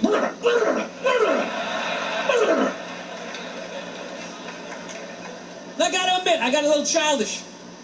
I did. I got a little childish, you know? I was just thinking about my relationship. I'm like, this is the relationship I'm in? You just gonna do whatever the hell you want to do, right? And fuck me? Fine. I'm gonna do whatever the hell I want to do. I feel like listening to my iPod on full blast, walking around the house. That's what I'm gonna do. So that's what I did. Turned it all the way up, and my whole plan was just to walk by her like I didn't even know her. That was it. She came down the hall, I just ghosted her. Just walked right past her. Just trying to piss her off. I gotta tell you something, worked like a charm. Worked like a charm. Yeah, hung my coat up, turned around. By the time I turned around, she was already yelling at me. But the music was so loud, not only could I not hear her, it actually looked like she was singing the song that I was listening to. Oh, it's one of the highlights of the relationship. So I knew what she was saying. It's like, whatever, I don't want to talk about it. Leave me alone. I'm going on to the computer, right? So I limp over and I sit down, and unbeknownst to me, she's like, no, we're going to talk about this right now. Comes out, poof, and slaps the headphones off my head. I got big ears. It fucking hurt. So I'm like, honey, leave me alone. I don't want to talk about it. Put the headphones back on. She comes right back up again. Poof, slaps them off a little harder. This time they spin halfway around my head. Caveman DNA starts coming up. Talking through my teeth. Honey, leave me alone. Don't want to talk about it, right? Put him on. Third time she comes out. Putin slaps him right across the room, and I snap. I'm like, fine. You want to have the fight? Let's fucking have the fight. She's like, we will discuss this later when you calm down. Ah, right there.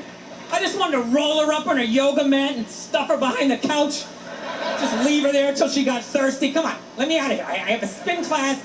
You've made your point. This is ridiculous. No, that's the thing. Really is, that's the thing. I hate that saying there's no reason. Obviously, I'm not saying to hit a woman, you know? But saying there's no reason, I think that's crazy. When you say there's no reason, that kills any sort of examination as to how two people ended up at that place. If you say there's no reason, you cut out the build-up, you're just left with the act. How are you going to solve it if you don't figure it out? Look how awkward it is in here right now. I said you shouldn't hit a woman. I'm just saying, how come you can't ask questions? You can only ask questions about what the guy did. You can never ask about the woman. Why is that? Why is that? What is that? What does answer him right mean? What does that mean? Are you the idiot who got up halfway through the special during the bit and you're like walking around like I'm not fucking taping a special here? What's wrong with you? What's wrong with you?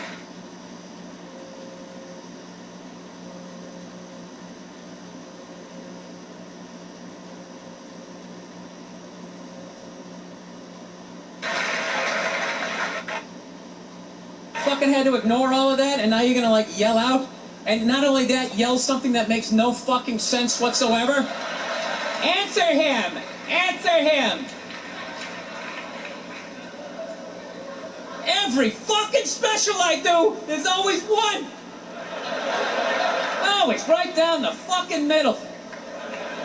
Talking about hitting women, sweetheart. And I think you just added another reason. Jesus fucking Christ. You know, I'm not even in a relationship with her, and she's fucking nagging me.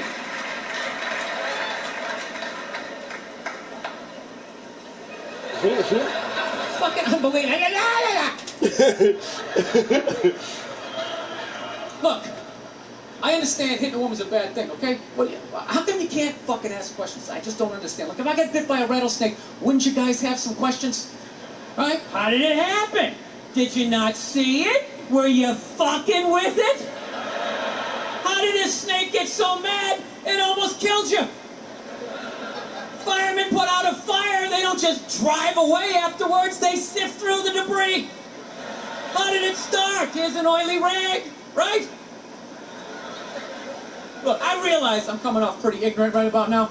I realize that. Let me extend an olive branch then, okay? I realize that there's some animal guys out there, okay? Horrible guys, you know, have a rough day at the factory, come home, tuna casserole, and just start swinging, all right? I'm not trying to say that those people don't exist. I realize they exist. They should be buried underneath the prison, okay? So if I can admit that, ladies, can you at least admit that every ass-kicking doesn't just fall out of the fucking sky? Really? Even hockey has 2 minutes for instigating, right? They understand that some back and forth happened before that shit, you know? You know what it is every case is handled like that Rihanna one, where they just say, the guy's a piece of shit, fuck this guy, blah, blah, blah, send him to jail, and then they never ask anything about that. You know, I'm not saying he should have done it, but I'm just saying. I'm just saying, dude, in your heart of hearts, what do you think was going down before that happened? You think she was just sitting there going, oh my God, Baskin Robbins, you want to get some ice cream? You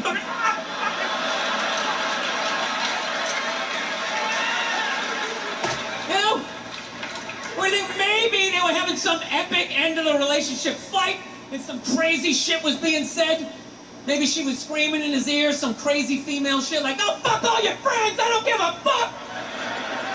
Maybe that's why I sell more albums than you, motherfucker! Right? To be fair, she could have just been sitting there going, I need a tissue. Do you keep those in the glove box? Oh my God, I'll bring my out! I'll bring my out!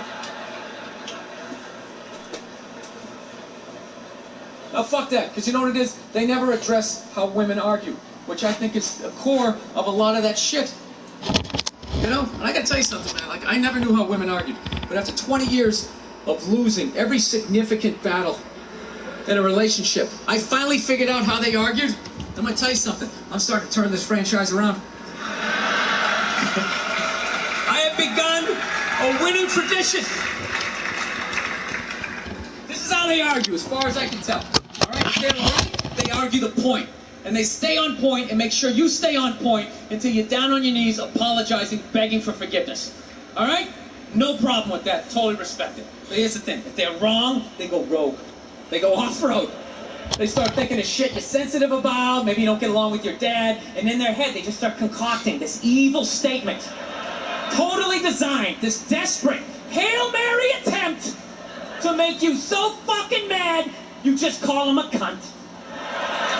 That's what it is. And cunt trumps all the bullshit they did to start the argument. Now it's not about that one. That's no reason to call me a cunt. And then that's it. You're in this room now, right? My girl knows my big thing is, my big fear in life is to be that dude who grows old, you know, grows old alone, has like that basement apartment, just screaming up at the younger couple, turn it down! So I noticed that anytime she was losing a fight, out of nowhere, she'd just be like, well, that's why you're just gonna grow old and be alone. Then I'd lose my shit. The next thing you know, I'm in the kitchen washing dick fucking time in a row. This is what the argument was about. I was so right. What happened? So if you learn anything from my ignorance tonight, just know this. Next time you're in a battle with your beautiful woman, your wife, girlfriend, whatever, and they start out of nowhere, okay, you're winning, and they just start saying that crazy shit out of nowhere. Just know in that moment you've won the fight, okay? All right? Don't get mad. Bob and weave, slip all of that shit. Maybe because you got a little dick, just let that slide. Stay in the pocket of the argument.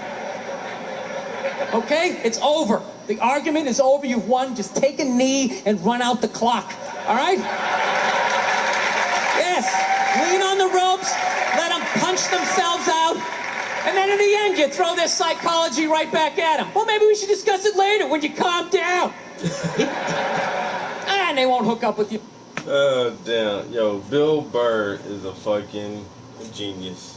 There's very, very few comedians that can make me laugh joke after joke after joke after joke. And he fucking gets it. And he tells these funny-ass stories. Yo, being down in Virginia for the weekend, being outside and stuff, man, I got ate up by mosquitoes so bad. And, like, some of these mosquito bites are still itching from, like, days ago. Alright. So I'm going to take a break from the studio for a minute.